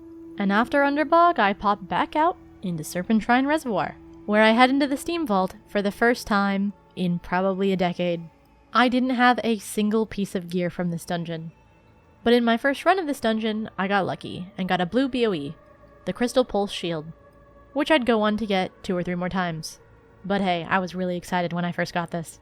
And I would go on to run Steam Vault 2 more times before I got locked out. So I thought this was the perfect time to do another Karazhan run, because I've been slacking on Karazhan. So I hop on Lenore Shurelaron. and head to Karazhan, where I get Gloves of the Quickening off of Maiden of Virtue, spend 10 minutes looking for Hyakis, who's one of 3 bosses that can spawn in the servant quarters, who is also in stealth. But that's okay, because he dropped a lot of belts. Specifically, the Lurker's Cord, the Lurker's Girdle, the Lurker's Grasp, and the Lurker's Belt. So I couldn't be too mad at him. I also got the Dragonquake Shoulder Guards off of Curator, the Mantle of Abramus off of Netherspite, and the Bladed Shoulder Pads of the Merciless off of Chess. And after Karazhan, it was back to Steam Vault, where for every run, I continuously forgot to unlock the last boss. You see, on the first and second boss, there is a mechanism that you need to click in order to unlock part of the door. And I kept forgetting, despite the fact that I forgot the time before, and the time before that, and the time before that. But that's okay, because the amount of new gear I was getting drowned out any stress or frustration that I had. In addition to that, I was learning that there was a lot of pieces that I didn't know existed in this dungeon. Like the Vermilion Robes of the Dominant, which I got on my 5th run, or Volanos' Longbow, which I got on my 10th run. Overall, this was a very refreshing dungeon, despite me forgetting to unlock the door. And by the 12th run, I had completed 75% of the dungeon, which meant it was off to the next dungeons. Black Morass, and Old Hillsbrad Foothills, which are arguably the worst dungeons in the Burning Crusade. But that's okay, because I only had to run Black Morass 1 time before I got locked out. Admittedly, I was a little bit surprised by this lockout. The dungeon took a little bit of time, so I thought my lockouts would refresh, but I guess not. So it was back to Bijou to do Karazhan. Yay, Karazhan. And this Karazhan run is the run that I got Legacy. Legacy is a 2-handed axe that I've wanted ever since I was little. It works really well with Draenei transmog, and I love the overall color and theme of it. Look how cool it is. It's so cool. And for the rest of the run, I got Boots of Foretelling off of Maiden of Virtue, the Blue Diamond Witch Wand off of Opera Hall, the Rin Dynasty Greaves off of Curator, Pauldron of the Justice Seeker and Mantle of the Mind Flayer off of Aran, and Triptych Shield of the Ancients off of Chess. So after that Karazhan run, and after getting Legacy, it kinda gave me a morale boost. So I was pumped and ready to do Black Morass again. I ran Black Morass a few times, and then I realized that the heart-shaped lamp is actually in this dungeon. This is another item that I've always wanted. So I ran Black Morass 6 times, and then I thought, it's finally time to rip off the band-aid. So I did my first run of Old Hillsbrad, and in my first run, I forgot to grab the bombs. I forgot they existed, and so I had to run all the way back to the front of the dungeon. But while doing that, I went to go find Thomas Yance. He's an NPC in the dungeon that sells a bunch of gear. Gear that you can now transmog. So I found Thomas, bought all of his gear, grabbed the bombs, and went back to complete the dungeon. I would go on to run Hillsbrad 3 more times, and on my 4th Hillsbrad run, I remembered that the dragon could fly me over to the keep. And so I got on the dragon and quickly realized this is a mistake, because the dragon takes a lot longer to fly you to the keep than running does. So after I sat on that dragon for about 2 minutes, I completed my 4th run. And overall I did 6 Hillsbrad runs before I thought, I'm done with Hillsbrad, let's go to Black Morass again. And so I did a run of Black Morass before I got locked out. So that's where I decided to end things for the night. And the following day, I got super sick. I get sick quite often, so this isn't really a surprise, but that wasn't going to stop me from farming transmog. So off stream, I decided to run more raids.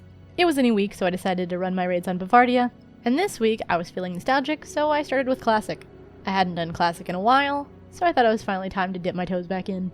So I did Onyxia's Lair, Anchorage 20, and Anchorage 40, where I realized, I'm pretty sure at least, correct me if I'm wrong, that the Silithid royalty boss drops different loot depending on which royalty you kill first. Or, I guess more specifically, which one you kill last.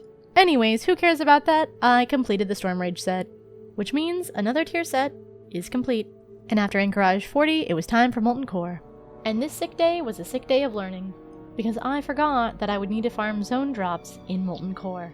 And I only remember this because I got the Lawbringer bracers and the Giant Stalker bracers. And I definitely did not fall into lava and almost die in this raid. That is just not true. And after Molten Core, it was time to do Karazhan, where for the first time in a long time, I got Romulus and Julianne. And they were nice enough to drop Despair, which is a really cool two-handed sword. Look at Karazhan go, coming in clutch again with another really cool weapon. No surprise there. And after Opera, I got Staff of the Infinite off of Curator, and then I proceeded to lose Chess 2 times. But hey, 3rd time's the charm. And after Chess, I was able to get Sun Fury Bow the Phoenix off of Prince Malchezaar. And after Karazhan, it was time to head to Serpentrine Caverns, where I resisted the call of the Void to jump down the elevator. And for the first time, I was able to skip Hydros, because I had all of his items.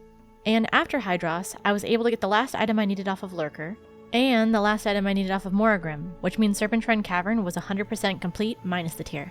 And after Serpentrine Caverns, I went to Gruul's Lair for tier, and then I headed to the Eye, where I got the last zone drop that I needed, Bark Gloves of the Ancient Wisdom. And then it was off to Black Temple. From Supremus, I got Brutalizer, which was the last item I needed off of him, Kilt of the Immortal Nature from Shade of Akama, and Girdle of Stability off Gurtog. After Black Temple, it was time for another Hydro run. I got Bloodstained Pauldrons and Stillwater Boots off of Rage, Unbreakable Will off of Antheron, and I slowly go crazy thinking about the Hammer of Judgment that I probably will never get. Hammer of Judgment is a really cool zone drop, but instead of Hammer of Judgment, I keep getting Molten Fury. I've gotten these claws like 3 times. And after Hyjal, it was time for Sunwell, where I would make my first attempt to farm zone drops. That didn't really go great, didn't really get anything, and so I ran the raid, and I got nothing. Go figure. And around this time, the Turbulent Timeway event starts. Turbulent Timeway is a month or so long event that essentially lets you run time walking every single week. If you do Turbulent Timeways for a few weeks in a row, you get them out. But if I'm being honest, I care more about the time walking badges that you can get from this event. So I do my weekly runs on Bavardia, Plum, and Lenore. I wish I could say that I've been farming this event a lot more, but I have been slacking. So hopefully in the next couple weeks I'm able to pick up a little bit more time walking badges. But for now, it's back to Black Morass, where I get the last item we need off of Deja, the Mask of Inner Fire, and the belt off of Aeonis, Girdle of the Valorous. And with that, Black Morass is 75% complete. So it's time to finally head over to Hillsbrad again. On the first run, I got Amani Venom Axe off of Scarlock. On the second run, I got Mooncrown Antlers off Scarlock as well. And then I got Nightfall Wrist Guards off Epoch Hunter. On the third run, I was able to get Stormfront Gauntlets, Dathrahan's Ceremonial Hammer, Time Slicer, and Pauldrons of Sephiroth.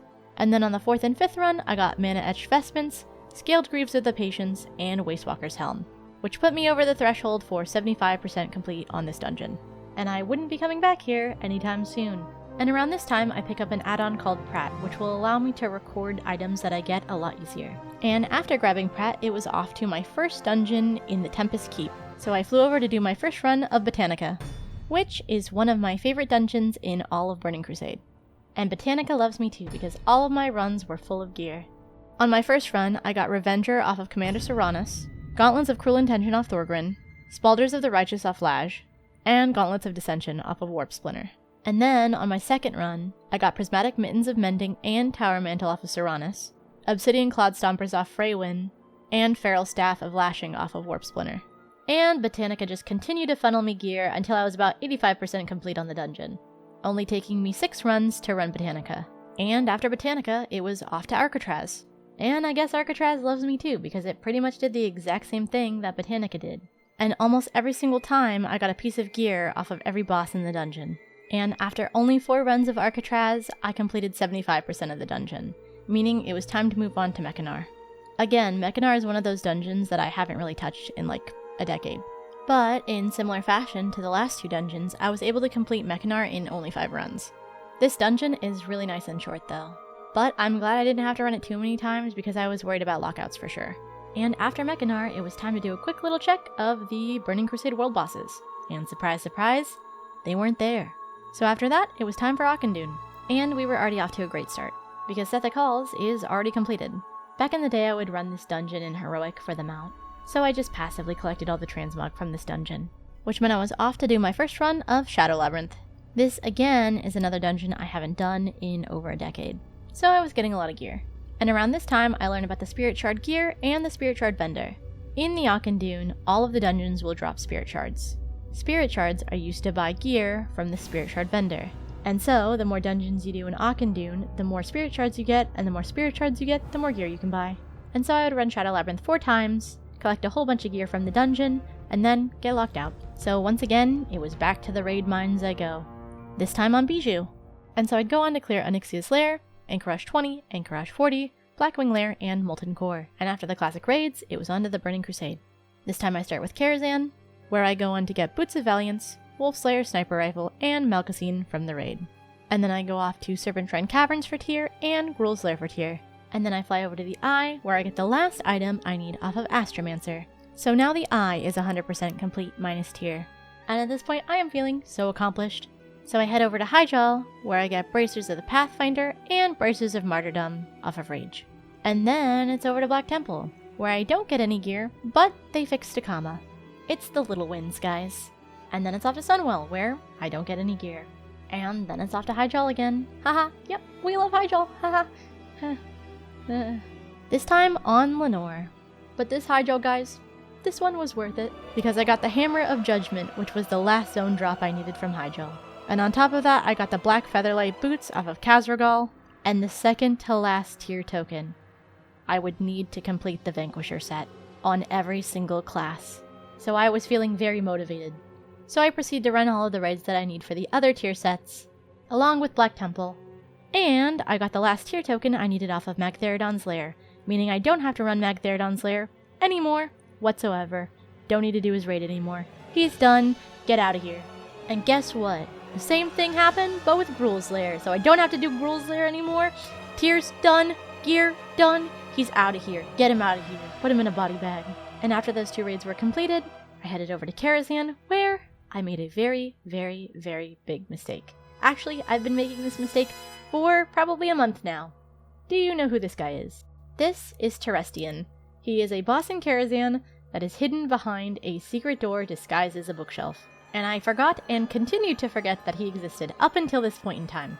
So I finally remember he is in Karazhan, and I go to kill him. And because I'm having an existential crisis of forgetting this boss, I hop onto Bavardia to do Karazhan, where I get Malefic Girdle off of Terestian, the Grips of Deafness Zone Drop, and Jewel of Infinite Possibilities off of Netherspite.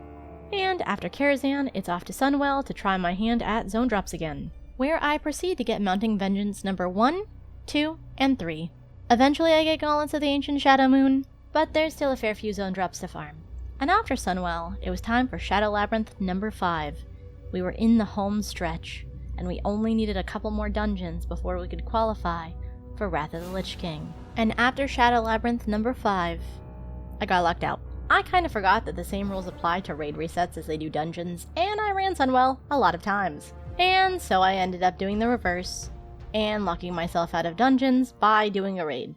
But that's okay, because one of my guildies wanted to show me his house. His name is Peekaboo IRL.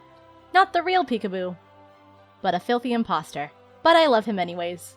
And so while I'm locked out, I go to check out Peekaboo IRL's house, because he is very proud of it, and really wants to show it off. And I can safely say, he did not disappoint. His house is very good. From the minute 30 ad in the front yard, to the hallway of mirrors leading up to his bedroom. It is safe to say that this is one of my favorite player houses ever, and I told him he's never allowed to leave my guild or move his house.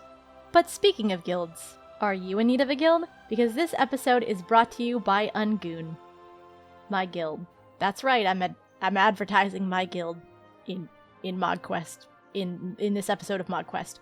Anyways, if you're looking to join a fun, community-driven guild, Ungoon is the place for you. We talk about transmog. We talk about player housing. We talk about we talk about doing mythic keys. And raiding. Among a variety of other fun activities. God damn, this is hard. This is really hard to pitch this guild. Join today. We're something for sure. Anyways, back to the video.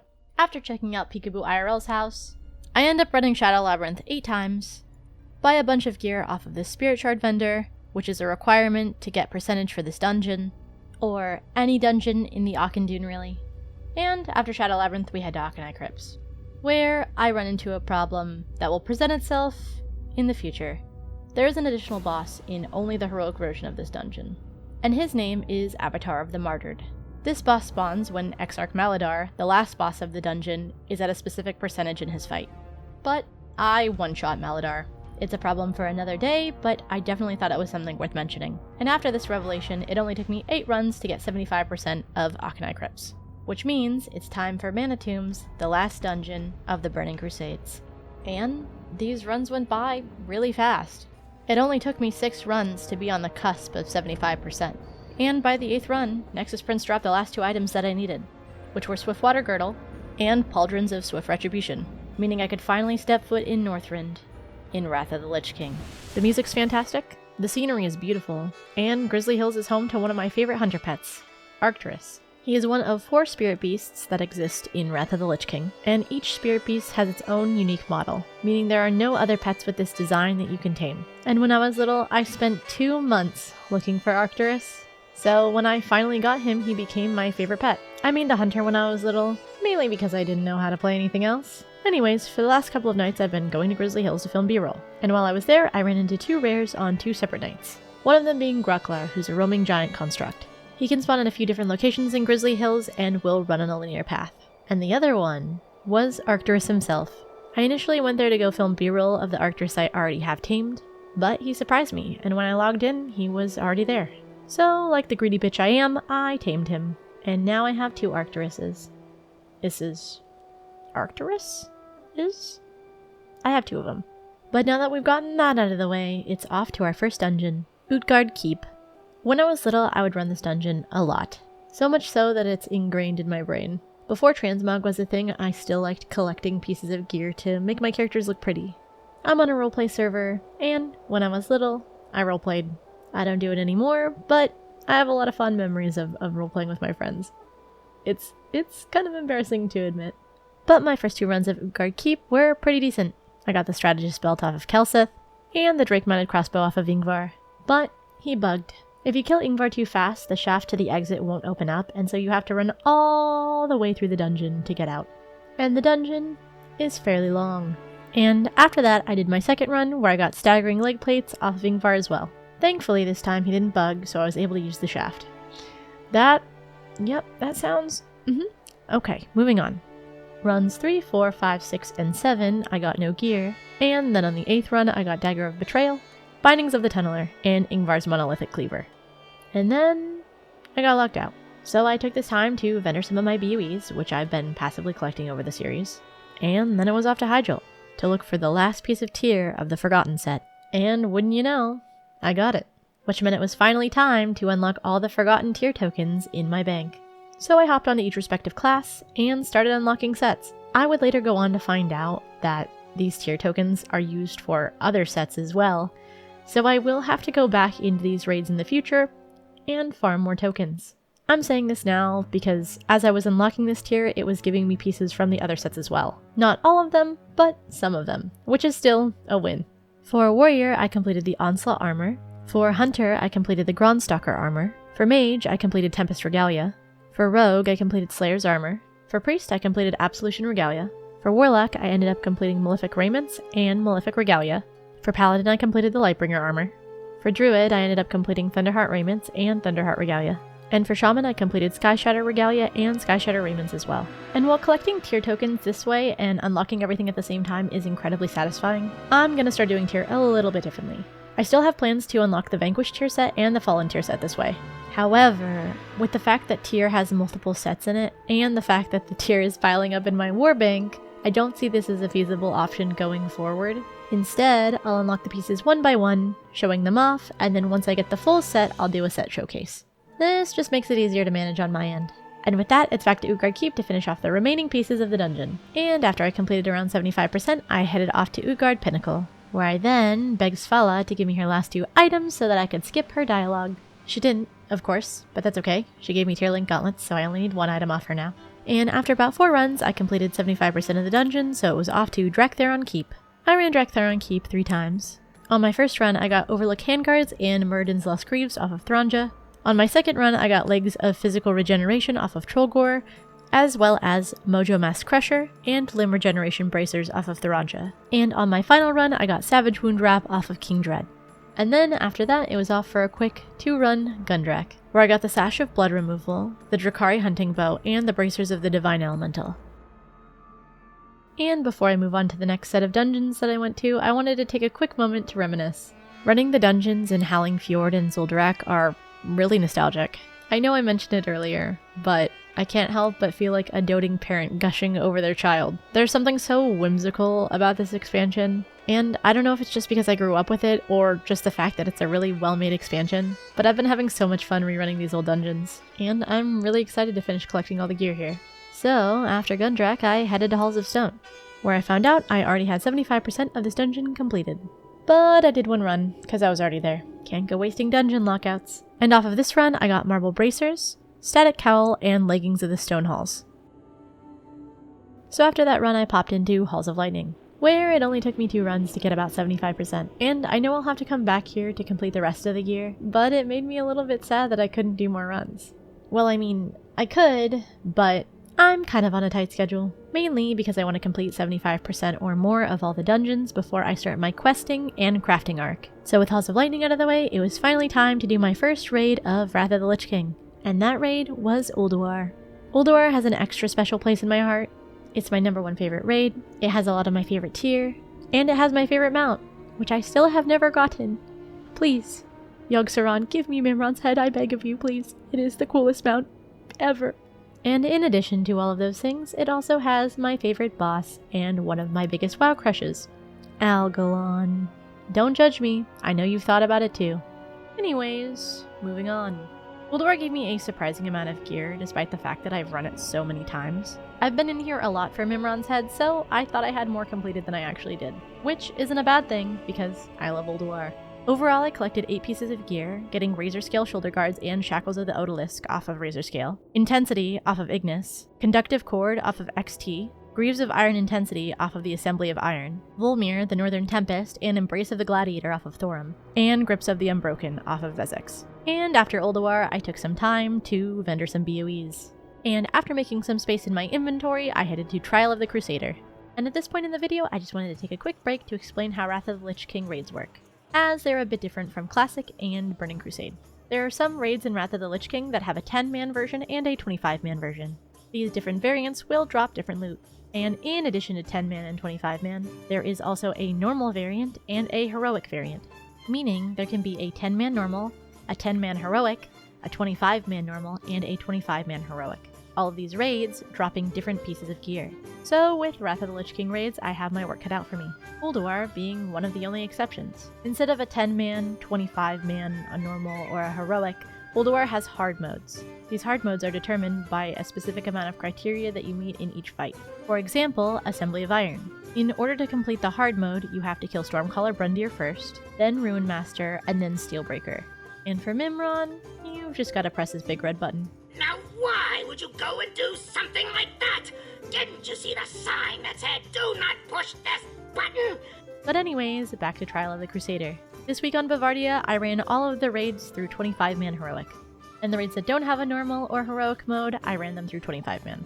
Trial of the Crusader is also a special case, because Trial of the Crusader has Alliance and Horde variants to all of its gear. Well, if not all, most of it. And naturally, this feels really satisfying because you're getting 2 pieces of gear for the price of 1. Kind of, because you can only use it on its respective faction. And after Trial of the Crusader, I headed back to Dalaran. Defeating Algalon the Observer will give you an item called Reply Code Alpha. Reply Code Alpha is an item that then starts a quest chain that you will need to turn into Ronin in Dalaran. That quest being, all is well, that ends well. I wanted to see if I would get any gear from this quest, and I did, that piece of gear being the Sun Glimmer Cloak. And after turning in that quest to Ronin, I headed back to the Argent Tournament grounds to start Trial of the Champion. Not to be confused with Trial of the Crusader. One is a dungeon, and one is a raid.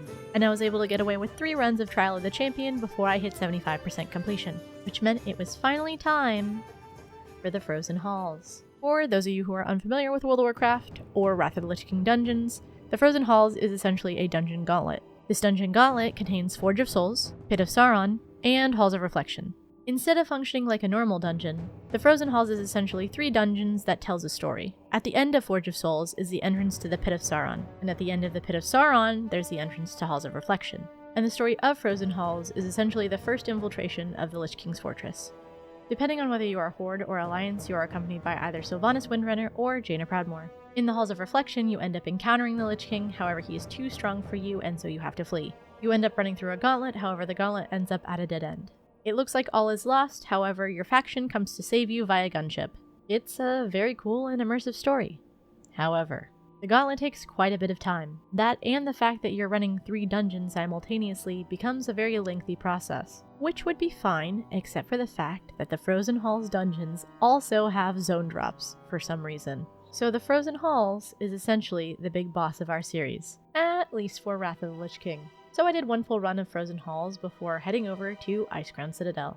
And do you remember when I said earlier in the video how I did all of these runs on Heroic 25 man?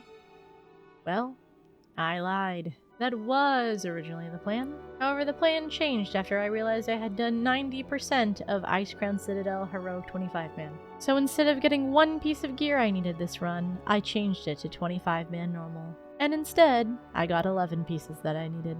And after Icecrown Citadel, it was off to Violet Hold. Not sure why I didn't do these runs in Dalaran when I was there, but that's okay. I'm clearly not a woman of efficiency. Have you seen the way I move through this game? It's quite inefficient. Anyways, I do 2 runs of Violet Hold before I get 75% completion. And after Violet Hold, it's off to Naxxramas. And I haven't been to Naxxramas in a very long time. So I got lost about 4 different times, and ended up trying to swim through the goo, because I didn't realize the end bosses had portals back to the center. And after spending way too much time on my first Naxxramas run, I went to the Wormrest Temple for Obsidian Sanctum, where I got Obsidian Greathelm, Headpiece of Reconciliation, and Leggings of the Honored. And then, it was a quick trip over to Ruby Sanctum, where I got nothing. And after getting nothing from Ruby Sanctum, it was off to Azul Narub and Ankahet. These 2 dungeons being some of the coolest dungeons I think World of Warcraft has ever made.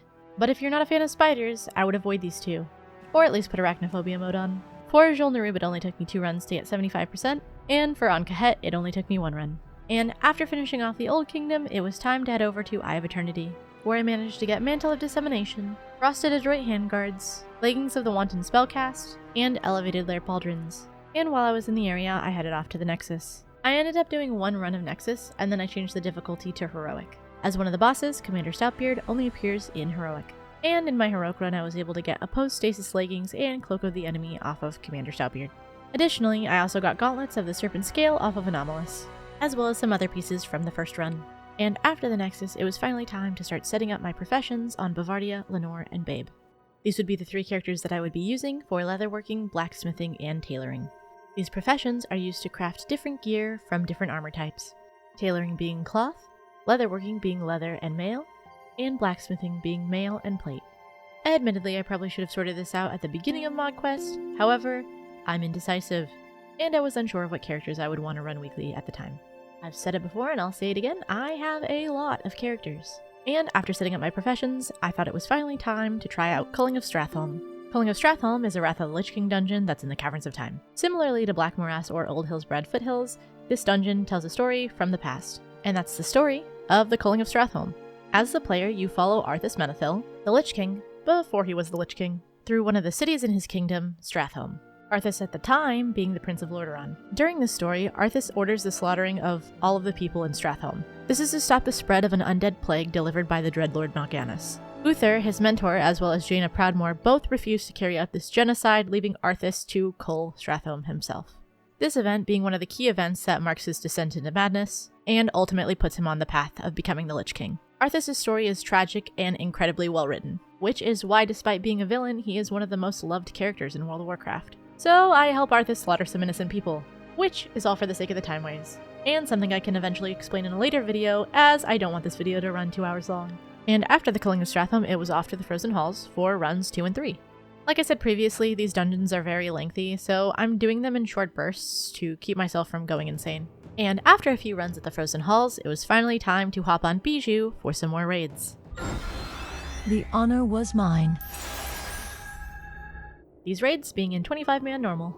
So I headed to Ulduar, where I accidentally missed some of the hard modes because I was on autopilot. So no Assembly of Iron or Mimron hard mode for me. And then after Ulduar, it was time for Trial of the Crusader, where once again I felt showered in gear after receiving both the Horde and Alliance variants. And then it was off to Icecrown Citadel, where I was quickly filling out the percentage for normal 25-man as well. And then it was off to Naxxramas, where I cleared Arachnid Quarters, Plague Quarters, Military Quarters, and then Construct Quarters, which is the same route I clear every time. That being said, if there's a more efficient way to clear Naxxramas, I would love suggestions. And after Naxxramas, it was off to the Wormer's Temple, where I got Returning Footfalls and Split-Shaped Belt off of Halion, as well as Highland Helm of the Sniper, Dragonstorm Breastplate, and Bountiful Gauntlets off of Sartheron.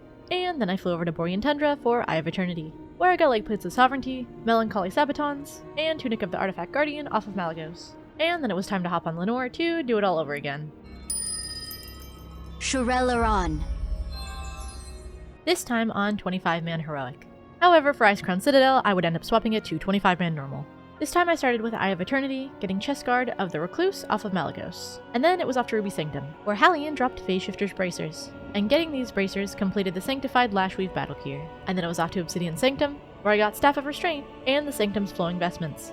Try saying that 3 times fast. I sat here for like 5 minutes, literally trying to say it once. And then it was off to Naxxramas, where I got Widow's Fury off Fairlina in the Arachnid Quarters, Thrusting Boots off of Noth in the Plague Quarters, Final Voyage off of the 4 Horsemen in the Military Quarters, and Journey's End off Kael'thasad in the Necropolis.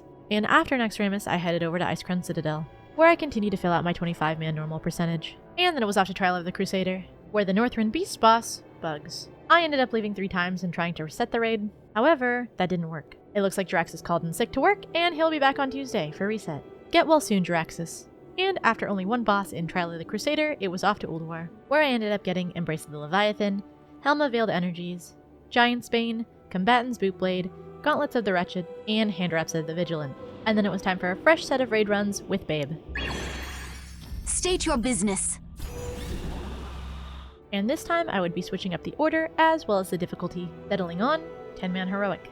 And so I headed over to Icecrown Citadel, where I ended up getting a ton of gear because I have little to no progress on 10-man Heroic. And then I headed over to Trial of the Crusader, where I was able to do more than just 1 boss, and in similar fashion to Icecrown Citadel, I got a ton of gear, mainly because it wasn't often that I ran these raids in Heroic 10-man. A side note for those of you who don't play World of Warcraft, there are a few different raids that will drop mounts in Heroic 25-man, which is why I have a high percentage in a lot of these raids, specifically in Heroic 25-man. There are some other raids in Wrath of the Lich King that also have mounts that aren't 25-man Heroic, but those mounts are almost always guaranteed to drop, and so you're not having to run the raid multiple times for the mount. And while we're on the topic of Lich King mounts, when I was little, I may or may not have ninja looted Reigns of the Twilight Drake. Everyone was ninja looting this mount at the time, and after 20 runs of me getting scammed, it was finally my turn. Allegedly.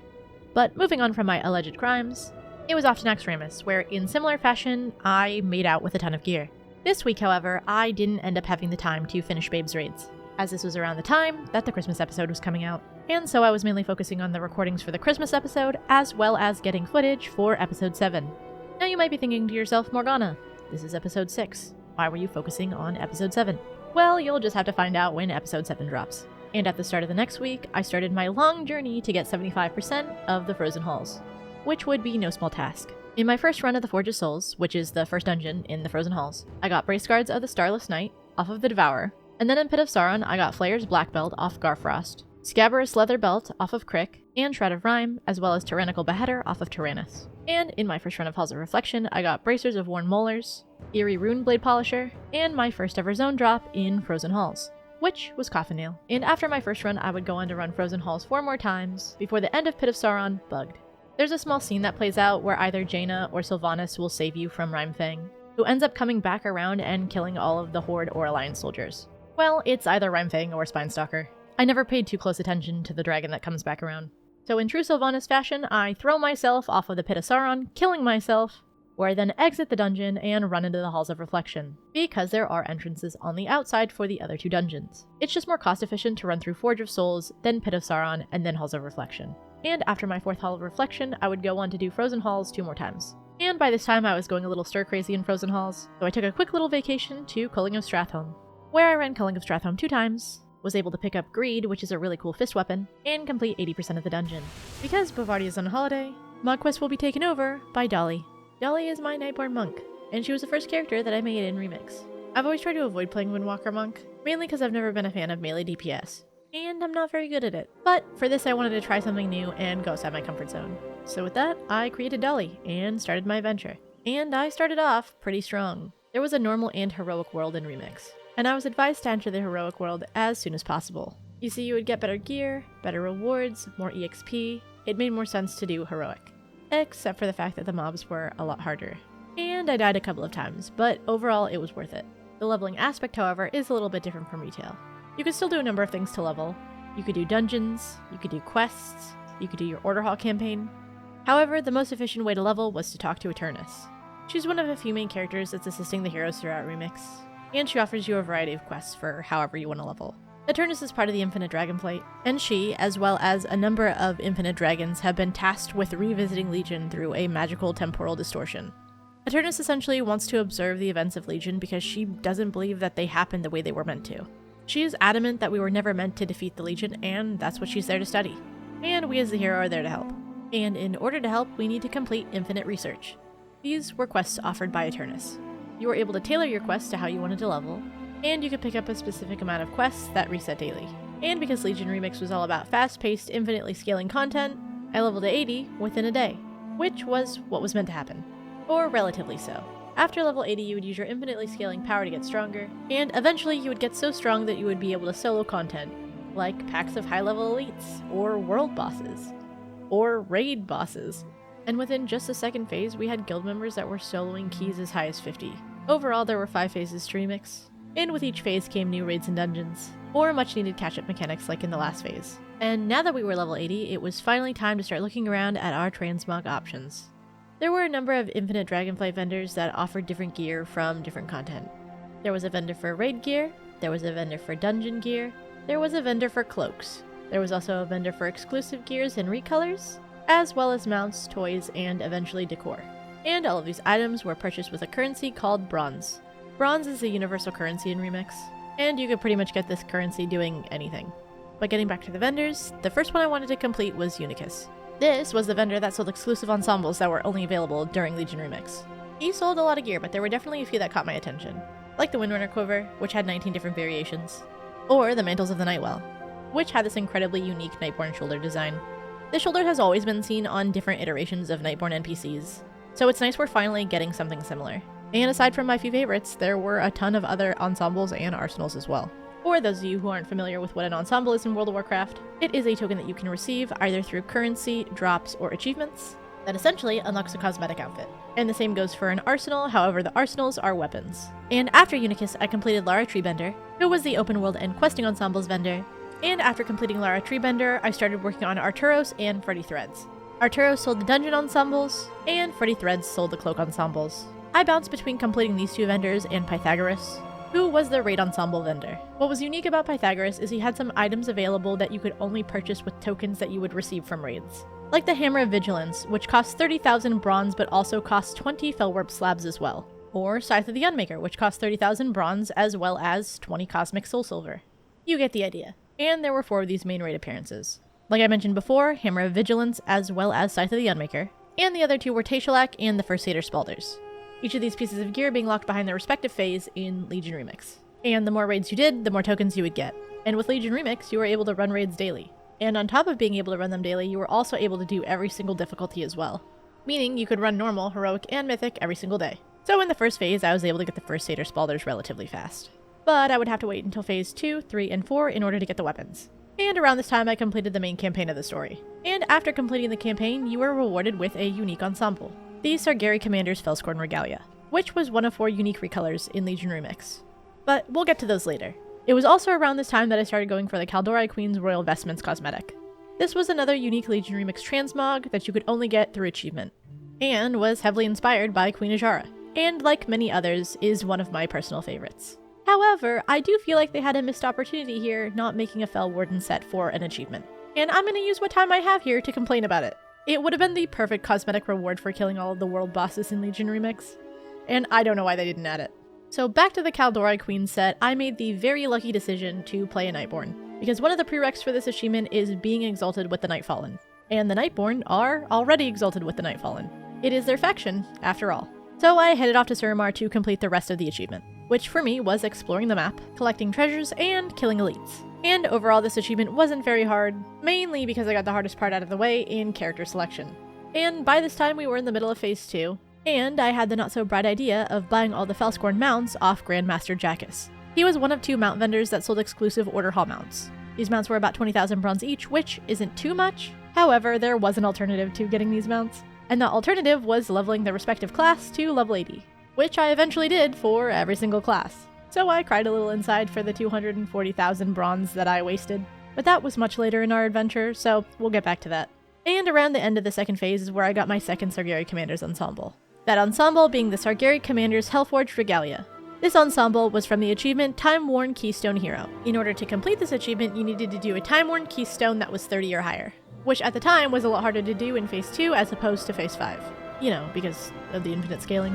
And at the start of the third phase is when I would go for my next Sargeri Commander set. This ensemble being the Sargeri Commander's Void-Scarred Regalia. And in order to obtain this ensemble, you had to do 100 world quests in Heroic World tier. This ensemble probably took the longest, as I wasn't actively clearing out world quests every single day. But since I was already in the Heroic World tier, I had a good start. And during phase 3 is when Hammer of Vigilance became obtainable. And so naturally, I did my daily runs of Tomb of Sargeras until I had enough Felwarp slabs to purchase it. And around phase 3 is the time that I started finishing up most of the transmog vendors. So it was around this time that I switched to purchasing mounts. And while this is a transmog series, I thought this was the perfect opportunity to share some of my favorite mounts from Remix. While I loved all of the Courser mounts, the Reigns of the Gloomdark Nightmare was my favorite. I also really loved Reigns of the Arkberry Mana Saber, and all of the Reigns of the Felbat. But the Bloodhunter Felbat was my favorite. And after collecting a majority of the mounts, it was finally time for phase 4, which would allow me to complete the last Sargeri Commander set, which was the ensemble Sargeri Commander's Lightbound Regalia. This ensemble was awarded from the achievement Mythic Legion Remix Raids. This achievement was completed by doing all Legion Remix Raids on Mythic difficulty. And with completing Antorus, the Burning Throne for the first time on Mythic difficulty, I was able to get this set. But that didn't mean I was done with Antorus, as the last 2 tokens that I would need for the raid vendor were from this raid, which were Everflames of Hatred and Cosmic Soul Silver. These tokens dropping off of Agromar and Argus. Lucky for me though, when you clear these raids on Mythic difficulty, they give you 10 tokens each. So I only had to run the raid twice. And it was only after completing the last Sargeri Commander set that I would end up starting my preparations for the Deathless sets, which would inevitably lead me down the road of creating every single class in Legion Remix. The Deathless sets are from a series of achievements from the Trial of Valor. In order to obtain these achievements, you must complete Trial of Valor on Mythic difficulty without dying. Each of the 4 different achievements is for the 4 different armor types. The Deathless Champion, which is plate, the Deathless Magus, which is cloth, the Deathless Marauder, which is mail, and the Deathless Wanderer, which is leather. I had leather completed, but none of the other sets, mainly because I had never made any other characters for this event. This was also around the time that I realized that there was achievements for leveling each class to 80, and I was trying to 100% remix. So that meant I would have to level every available class. And for the Deathless sets, I started with Death Knight for plate, Priest for cloth, and Shaman for mail. There was a brief problem that I ran into with these characters, and that was that I got them power leveled, and so they had little to no gear. So surviving Helya was going to be an issue. That was until I realized I didn't even need to head down to Helheim. You can complete this achievement by just sitting in Odin's throne room. And so that's what I decided to do. I set up a raid group and got a bunch of high item level players to join. And by this time in Remix, people were two-shotting the bosses. So I was able to sit back, relax, and collect my Deathless achievements. And in the end, I got Funerary Plate of the Chosen Dead, Regalia of the Chosen Dead, Chains of the Chosen Dead, and Garb of the Chosen Dead, which meant I was that much closer to completing all the transmog as well as all the achievements. But what about the other classes? Well, I power leveled them too. It took a little while, but I finally got every single character to 80, with the help of a few guildies that leveled me through power leveling zones, like Shield's Rest in Stormheim, or the Eye of Ajara zones south of Dalaran. In addition, they also helped me through dungeons when the invasions were going on, and you couldn't kill the dragons in Stormheim. So let me give a quick introduction to my new roster of Legion Remix characters.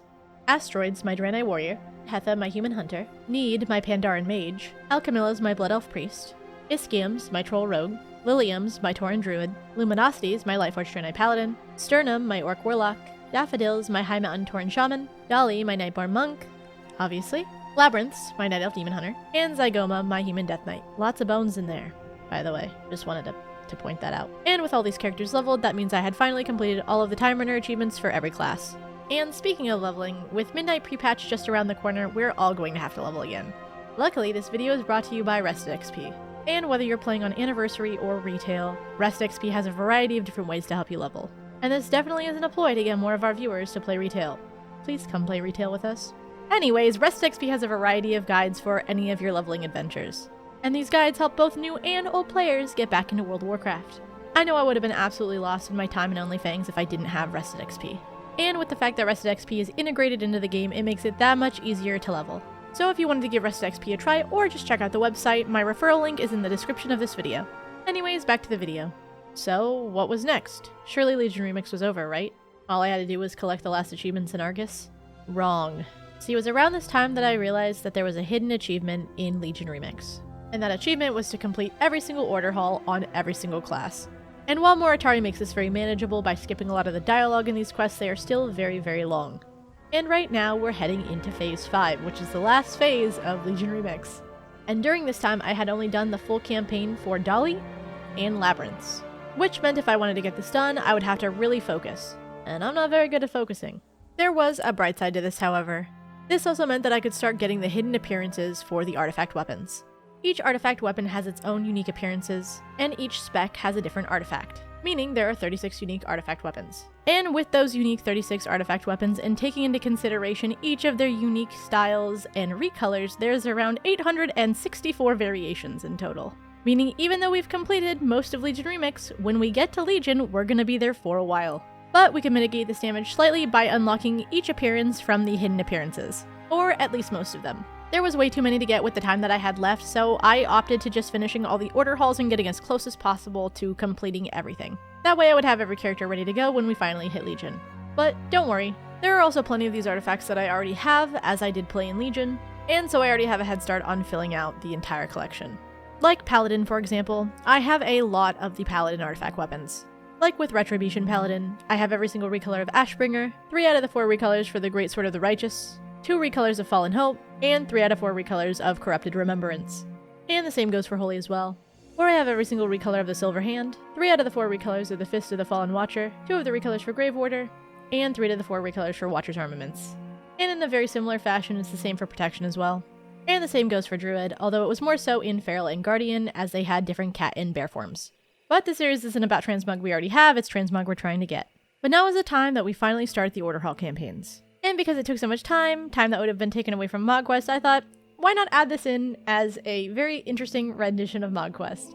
And in addition, share all of the class sets that I got through Legion Remix during this retelling. So now is the time that we start the not-so-accurate Order Hall campaign retelling, of how I went through every single Order Hall campaign, and how I completed it.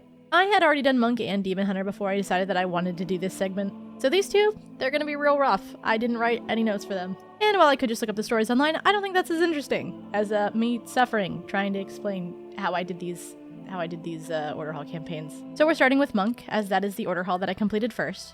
And yeah, guys, I've been sitting here for like 5 minutes trying to recount the events of this Order Hall.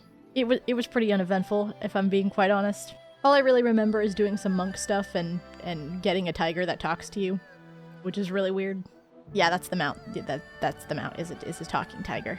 But at least he's nicer than Alaneth, so there's that. And moving on to Demon Hunter, I would say it's pretty much the same as the monk. It was pretty cool, like you're a Demon Hunter in Legion, where there's 500 things to do that are related to Fel. And you're also Fel. Cool. Awesome. Yeah. It's like the whole theme of this expansion. I feel like this is a little bit controversial, but I'm not like a huge fan of Demon Hunters. Like, sure, they're cool, but let's be so for real right now, they're basically just rogues with a double jump, who can also be tanks. Season of Discovery called, and they're just as confused as I am. Anyways, moving on before I get cancelled by the 5 people that play Demon Hunters. It's finally time for our first official, unofficial telling of a campaign. And I started with Paladin. As I mentioned, I do have most of the artifacts for Paladin. However, I am still missing the Order Hall campaign and the mount. So strap in while I very poorly tell you the story of the Paladin Order Hall campaign. So this Paladin asks us to help at a temple where we find Tyrion. And then Tyrion dies. Wait, Tyrion dies? I really do have bad memory. Oh yeah, Tyrion does die. So Tyrion's dead, and then we end up going through a secret door in the floor. Khadgar has a cinematic moment where he's like touching this crystal and talks about the 1,000-Year War. The crystal's actually just like Turalian or something. And then we go to the Exodar, where we help Velen from an invasion and save some Draenei kids. That was honestly the most important part to me. There were some Draenei adults around too for this quest, but I specifically went around trying to save all the babies first. And then we show Velen that crystal that Khadgar had, and it turns out to be part of a Prime Naru. And in true Paladin fashion, we end up helping Velen. But in helping Velen, we end up killing his son, who is the Eridar that's invading the Exodar. Oops. Sorry. Our bad, I guess. Anyways, we don't give a shit about Velen and him crying over the body of his dead son. We head back to Dalaran, where we end up talking to Khadgar and then talking to some Paladins. And this is where we tell Eretor that his parents are alive. His parents being Illyria Windrunner and Turalian. And let's just have a moment of silence for our boy Eretor, who they completely chopped in Midnight. He looks so good in this expansion. What did they do to him? Anyways, we listen to the Turalian crystal again and then fly to Azuna, where we kill some demons. This is where we rescue Boros and then go back to the chapel. At this time, Khadgar keeps harassing me as a floating head, and then we head to Violet Hold. And after Violet Hold, we head back to the chapel, where Khadgar is lurking. As a head. As a floating head again. And then it's off to do Blackrook Hold. And then it's back to Light's Chapel, where Khadgar is once again a floating head. And so I accept his quest because he's annoying, and I don't want to see him anymore. And then after that, I fly back to Azuna, where I kill some more demons. And I meant to kill a lot of demons, so I'm here for a while. And after killing demons, I head into that spooky fell portal, where I find a pony on the planet Niskara. Yes, she's a Tauren Paladin, and yes, I'm on another planet now. Anyways, I save Eretor and Delis, who's a priest from the Netherlight Order Hall, and kill random demon boss number 690. But it's back to Light's Chapel, where the priests and paladins team up to defeat the Legion. Wow, shocker. And then the Night Elf priest becomes a paladin. Why the fuck did we never get that? I totally forgot that this happened. Where are our Night Elf paladins? And then it's time for some world quests. And after those world quests, I head to Netherlight, because the Legion's invading, obviously. We kill random demon boss number 691, and this is where Lithraxion shows up. Smash. So I head back to Light's Hope Chapel, and then it's back to Dalaran. We talk to Khadgar, where we skip the Legion quests and head to the Broken Shore. And then I get confused on who I have to talk to. There's a lot of that, by the way. And so I head back to Light's Chapel. Incorrect. So I have to fly all the way back to Broken Shores to talk to Maiev, where I finally complete the quest. And then I head to Val'Sharah, where I'm helping Delis with some familial issues. I head to an abandoned Night Elf house and talk to Erlin Moonfang, where I kill Darkbinder Elisath, collect some relics, and head back to church. And then I'm sent off to kill more demons for their demon semen, blood. And then it's back to church again to talk to Delis, whose uncle was a ghost. And then I release some fell spirits and kill Zarok. And then it's back to church again, where I realized this was never the Mount quest. It's still a prerequisite that I needed to complete, but I thought I was a lot closer than I actually was. And now we're on the Mount quest. And after running around a little more, it's back to church again, where thank God, Moritari finally steps in. Moritari is one of the members of the Infinite Dragonflight, and she is our primary guide as one of the heroes of Legion Remix. And in addition to being our guide, she's also a main part of the narrative throughout the Order Hall campaigns.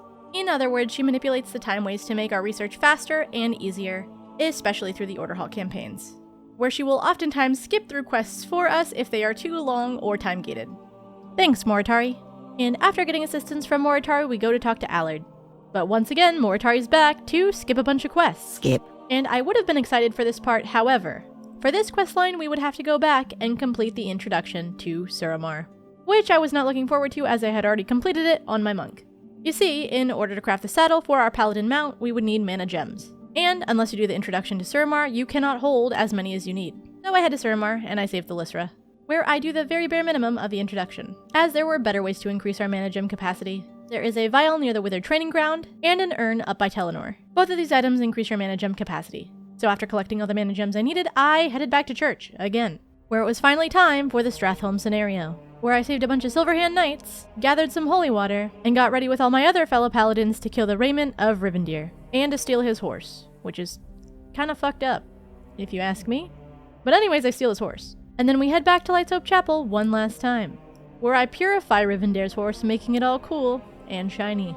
My sparkly little baby. And with that, the Paladin Order Hall is complete. And after completing my Monk, Demon Hunter, and Paladin, it was time to start my Mage, a Pandaren named Need. She was one of my favorite characters, her inspiration being the bread bags from Thanksgiving. And while I didn't end up using the bread bag from the dailies, I did end up using the bread bag from the trading post. Her concept essentially being a little Pandaren baker. She's got the apron, she's got the bread sword, and she's got the bread backpack.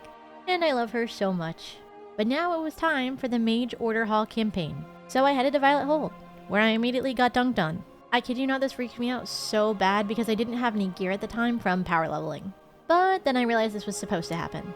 And after taking a ton of damage, I finished the scenario, where I get teleported to the Order Hall, where I meet up with Archmage Modera, and I head to Icecrown Citadel, where we are tasked with killing Lyandra Sunstrider. Lyandra Sunstrider being a distant relative of the last king of Quel'Thalas. And after Kael'thas' betrayal in the Burning Legion, she became obsessed with finding Felomorn. Felomorn is a royal elven ruin blade, which would validate her claim to the Sunstrider throne. Lyandra eventually learns that Felomorn had been taken to Icecrown Citadel, however she ends up getting trapped inside and eventually meets her end, where she is then raised as an undead minion to serve the Lich King. And so we, as a future Archmage, are here to claim back Felomorn. So I kill Lyandra and take her sword. Thanks, Lyandra. Lyandra. Doesn't matter, she's dead now. And then it's back to our Order Hall, where it's an absolute mess, and also recruits some mages to our cause. So Meryl, our Order Hall guide, sends us to find a shady goblin. But he's a mage, right? So that's fine. So I bribe his ass and bring him back to the Hall of the Guardian, where Meryl gives a generic Legion speech, I talk to our new goblin friend, and then delete our story quest because we don't have time for that. We're only here for the Order Hall campaign, baby. And then I head to this guy called Melis. But Moritari isn't having any of that, and she skips like 3 to 4 quests. And then I go to talk to Vargoth. But Moritar isn't having any of that either, and also skips his quest as well. So it's off to Azuna. But not before meeting Ravendwyr for the first time. He is a very little silly mage, and I love him. And in Azuna, I end up talking to some mages, who turn out to be from the Empyrean Society, and so we start blasting. Then I took a quick snack break, saved our boy Raven, and then headed back to the Order Hall where I got lost 50 times. Then it's off to speak to the Council of Dalaran. I enter the Archmage Retreat, do some snooping, and then it's back to the Order Hall, where I ride Kalik. Nice. And then it's off to save one of my favorite characters in World of Warcraft, Millhouse Manastorm. Then I blink through some catacombs, get frozen by a spell, kill a Draenei mommy, have another snack break, get bounced around a lot by a portal wall, and then I head back to the Order Hall. And then it's off to kill some Nightborns for their Essence of Nightwell energy. And then I did a quick dungeon run of Eye of Azshara, where I bottle up the Wrath of Azshara and try not to drink it. And after that, I end up completing the world quests, head back to the Order Hall, talk to Khadgar, and then begin the Oculus scenario, where I have to master all 3 elements and tame my very own flying disc. And the artifact appearances I got for Mage? Nothing. I got nothing for the Mage artifact. But that's okay because we have the full story unlocked, and we will do that when we get to Legion. And now it's time for the Druid Order Hall campaign, with Liliums, my Tauren Druid, where I meet up with Humul to find Gnarlex. And both classic and retail players might know who Gnarlex is, as Gnarlex is the Night Elf Druid found sleeping in the Wailing Caverns. And after we find him, we head back to Humul, where we then go talk to Malfurion and start a ritual. This ritual to create a portal into the Emerald Dream.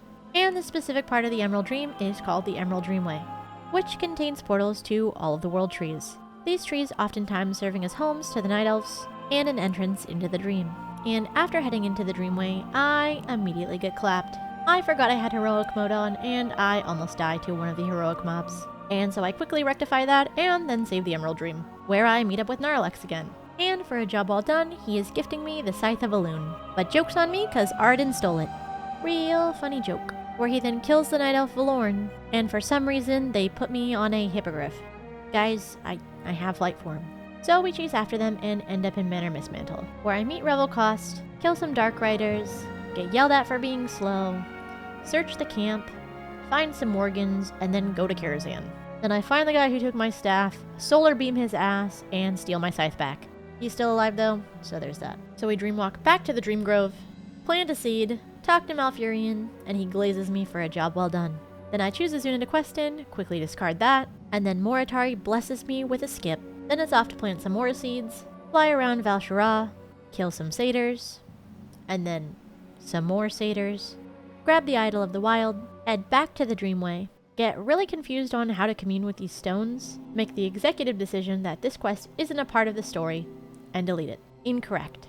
Along the way, I get some more Atari skips, head back to Hamul, where he sends me to do some weed whacking, save some baby Fey dragons, and put down some fertilizer. This questline is really giving me the full druid experience. Then I go to kill Witherbark, who's a big tree, talk to Remulus, do a ritual, summon Malorn, who is a giant white stag and the protector of nature, and then I meet up with Rensar and Hamul again, talk to Remulus again, or Atari gives me some skips, and then I head off to Dalaran for world quests. And after all that, it's time to head into Malorn's nightmares. Literally. I choose my loon to fight alongside me, and then fight my way through the War of the Ancients, the sequel, where I then save Malorn from Archimonde, and become the Archdruid. And then it's off to start the next story. But surprise, surprise, I forgot a quest. The Heroic Weapon quest. And so I picked that up real quick and headed to the Broken Shore, where I then head back to the Dream Grove, and then it's off to Hyjal because the Legion is invading. I almost died of 50 demons, meet up with the silly crow. She begs me to help Aviana, and then we head off to Moonglade. And then in true me fashion, I head down a tunnel in the completely wrong area. And after finding the right area, I realize these tunnels are way too small for my Tauren. So I very unskillfully squeeze through the tunnels, get beat up a little bit, close off some portals, pet that dog, talk to Goldrin, and then head back to the Dream Grove. Then Thistly and I head off to the Broken Shore, where she then kills some demon hostages. We save some druids, and then we kill more demons. Then it's off to kill random demon general 10,420, head back to the Dream Grove, realize this wasn't the quest to get my mount, cry a little inside, and then head back to the Broken Shore, where it's off to defend Aviana Shrine again. We end up killing some demons, and one of the druids turns out to be a demon. Okay. And after betraying us, he steals the Idol of Flight. This idol in particular being the idol that allows druids to shapeshift into their flight forms. So it looks like we're taking public transport today. We head back to the Dream Grove, and then it's off to Azuna to get the idol back. We do a little stealth mission, fly on a bird, attack a demon ship, and then we kill the demon. And that's pretty much it. The story probably confused me the most out of all the order halls. We then uncorrupt the idol and get our mount, which is a flight form. And this is by far one of my favorite druid flight forms. So I'm finally happy to have it for myself. And with druid out of the way, it's time for our human hunter, Hetha. For her, I really loved the idea of a pirate-themed hunter, so I went with that. And starting off with Hunter, we met up with Emeril and tried to recruit some hunters to our cause, where we eventually meet up with Griff Wildheart and Prastaga the Vrykul. We head to Shield's Rest, where I get confused by some puzzles, dispel some wards, and Griff finds a mechanome to fix. And once we fix this mechanome, surprise, it's Mimron. Well, Mimron's there. He's a projection. He projects himself into the story. And in true Legion fashion, this is where we get betrayed, me and Griff, by Prastaga the Vrykul. So after getting betrayed, we meet up with Mimron in Ulduar, where he fixes the mechanome, and we help him, and I definitely didn't almost die to fire. After that, we chase after Prastaga, we help Thorum, we save Thorum's loyal companion, and then it's back to Dalaran for Griff and I, where we go to talk to Emeril. And then I head to the lodge for the first time, which is the Hunter Order Hall. And the flight path takes 10 years. No surprise there. Anyways, after listening to Emerald's story at the True Shot Lodge, we take an oath, we meet some characters, we thank Moritari for all the skips that she's giving us, and then it makes me take the flight path to Val'Sharah, which takes another 10 years. Once we're in Val'Sharah, we kill a couple of Risen Hounds, as well as some assassins, and then we talk to Hudson, and at this point I'm still kind of unsure on what's going on in this storyline. It seems a little bit all over the place. And then all of a sudden a bird gives me a new quest. It's Emeril's bird, but it just kind of comes out of nowhere. It tells me to head back to the lodge. So I head back to the lodge, and then it tells me to fly to Stormheim, on the flight path. So another 10 years it is, on the flight path. Yippee! And once I get there, I meet up with this Vrykul named Hillary. I do a big scary trial of blood, ooh! And during this ritual, I kill a Fellhound. This will be important later on. Anyways, I meet up with Admiral Rogers, I read Anduin's letter, I head to the Skyfire, realize that this is not even a part of the quest, it's actually a part of the Stormheim intro, so I head back to Stormheim, talk to Hillary again, and then I fly all the way to High Mountain to meet up with Rexar. And this is where I shop for Rexar's grocery list. And now I'm lighting the fire. Am I gonna cook for him too? Oh wait. Yeah, I am gonna cook it for him. Okay. And after cooking Rexar's steak and eggs, he tells me now you have to survive on your own for the night. In the wilderness. And so I sit around for like 2 minutes, not really sure how this quest is supposed to go, but you actually have to kill things and cut wood in order to stay alive. Metaphorically speaking, if you fail the quest, you just restart it. But I completed it on my second attempt, so it was fine. And after Rexar glazes me for being the best survivalist, I head back to Emeril at the True Shot Lodge. But there's an emergency, and for some reason, Khadgar's here. And again, I question the direction in which this story is going. Because right now, It's all over the place. And completely ignoring the plot holes, I fly to Stormheim to meet up with Huntsmaster Blake, who is another character that seems very out of place for this storyline. But at least he has a cute little dog named Baron, so I'll look the other way. And after collecting some bones, I head back to the lodge, where Khadgar asks me to assist him in finding mages that are missing. So me and Khadgar head to Suramar, where we follow Baron around looking for these missing mages. And eventually we run into Demon Houndmaster Hakar. I guess they've run out of names to name their characters in World of Warcraft. But anyways, he's mad that we've killed one of his hounds and is seeking revenge. And so it's back to the lodge, where we then go to Azuna. And we meet up with Kira, a random mage, or maybe she's a warlock.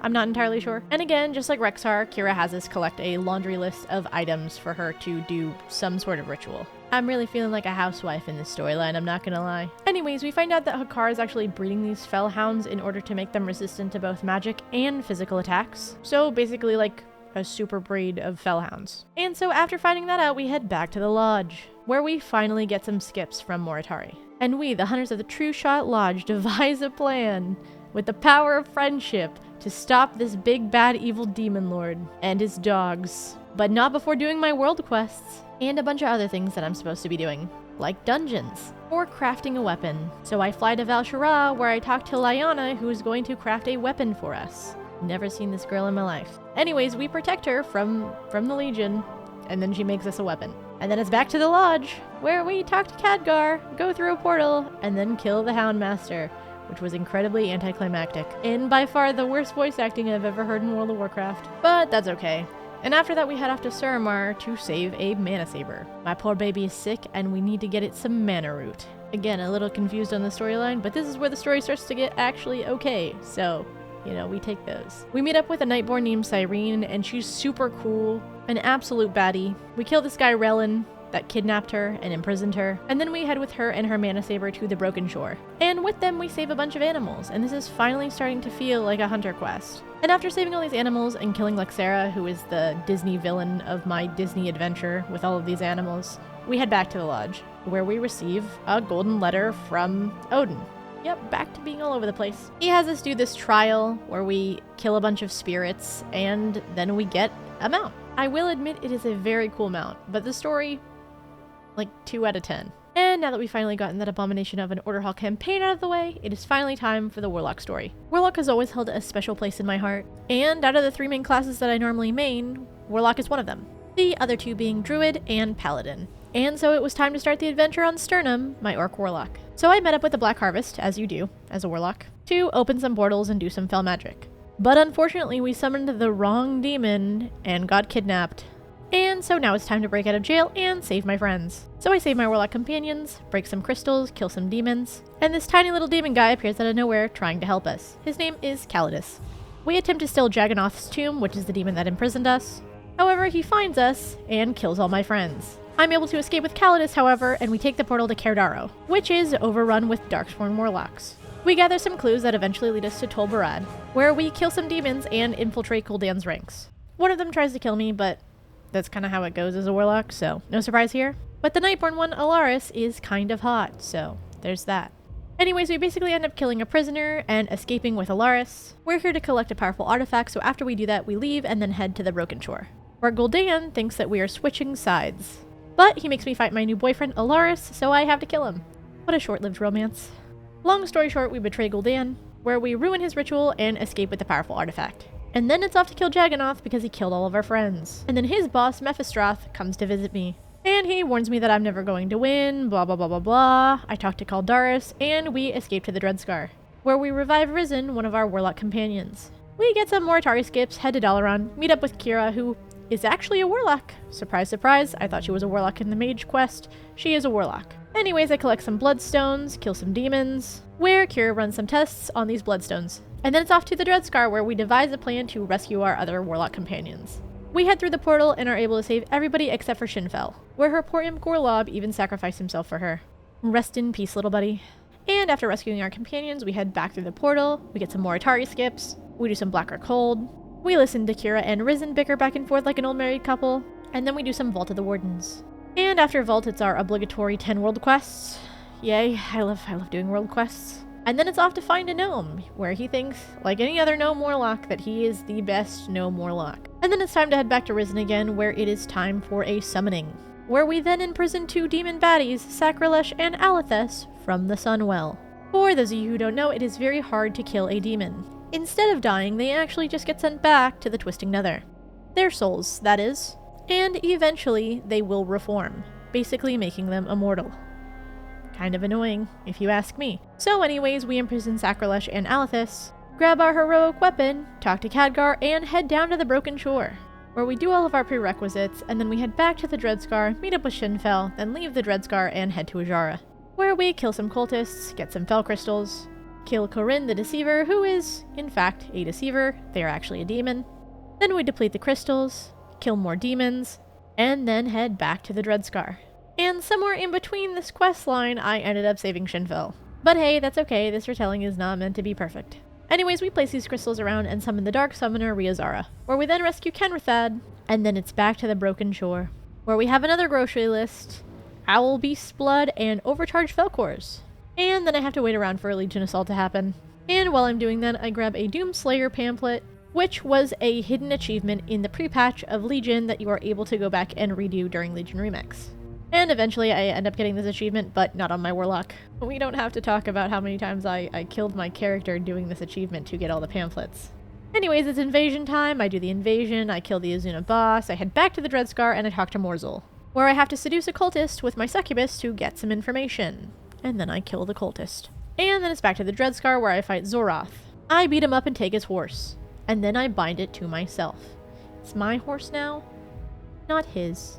And with that, the Warlock Order Hall campaign is complete. And for the Warlock Hidden Appearances, I was able to get the Destruction Warlock Hidden Appearance. I unfortunately had to sacrifice a beautiful lady to get it, but we take those. Thank you for your sacrifice. And with that, it was off to do the Rogue campaign. And I was in good spirits for this one. Specifically because the Rogue Order Hall campaign was so long and tedious that Moritari just skips the whole ending of this Order Hall campaign for the mount. And after you do the main story for it, you just immediately get them out. So I was very excited to complete this one. So it's time to get started on Iskium's Mitral Rogue. And Iskium's received a letter. So I head to Red Jack Findle, where I head down to the Underbelly and meet up with the Uncrowned. The Uncrowned is one of the main rogue organizations in World of Warcraft. And so they give me a speech. 3 of the different rogues tell me their plans on how they can aid during the Legion. Those rogues are Tethys, Valyria, and Tess. I choose Tethys because I am an outlaw rogue. Otherwise I would have chosen Mommy Valyria, obviously. And he sends us to Booty Bay, where I take a seat and remember my fallen boy Ozzy Falls, who was killed by Peo. And then we head to a pirate ship, sail to Azuna, where I have to sneak past some guards, and I'm in heroic tier again, so I have to change that. And after dying once, I end up killing Lord Brinebeard the Giant, where I then picklock a door, kill some skeletons, and then kill Admiral Isa.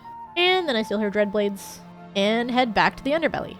Everyone toasts to how cool I am, and Vanessa Van Cleef appears out of nowhere. She spiked all of our drinks, and she's a bitch. Anyways, I beat that bitch up, and we continue on with our adventure. I recruit a bunch of rogues to my cause, Moritari gives us some skips, I meet up with one of the Ravenholts to investigate a dead body, we get some more skips, follow a bloody trail, where it turns out that SI7 has been spying on us. SI7 being the Alliance Rogue Organization. Anyways, it's back to Ravenholt, and then off to Citrine Bay, where I grab a drink and also some evidence. We eventually find out that Matthias Shaw, who's the leader of SI7, has put a hit on one of our rogues, which is the dead body that we were trying to investigate from earlier.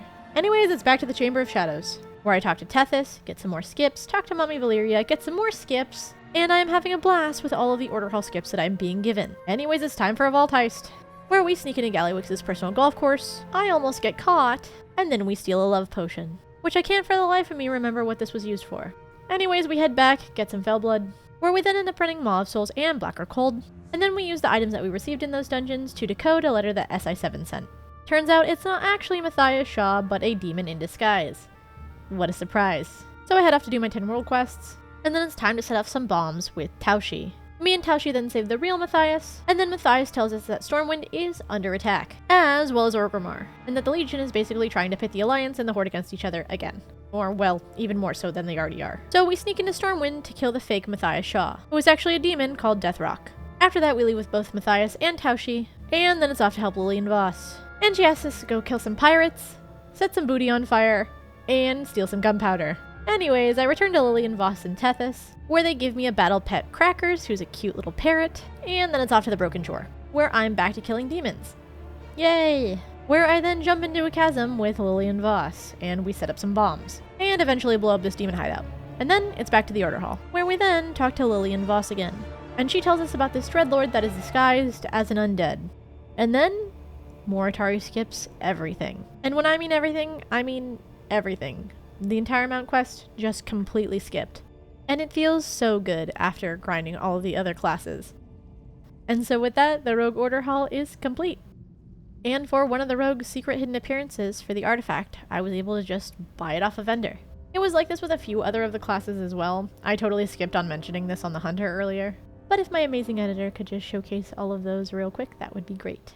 All of the ones that you can buy from the vendor, of course. And with that, it was time for the Warrior campaign. But that being said, this video is running a little bit long, and I don't want to work my poor editor too much, so we are going to be summarizing, if you will, the last 4 classes, just to make sure our poor editor has a break before the next video.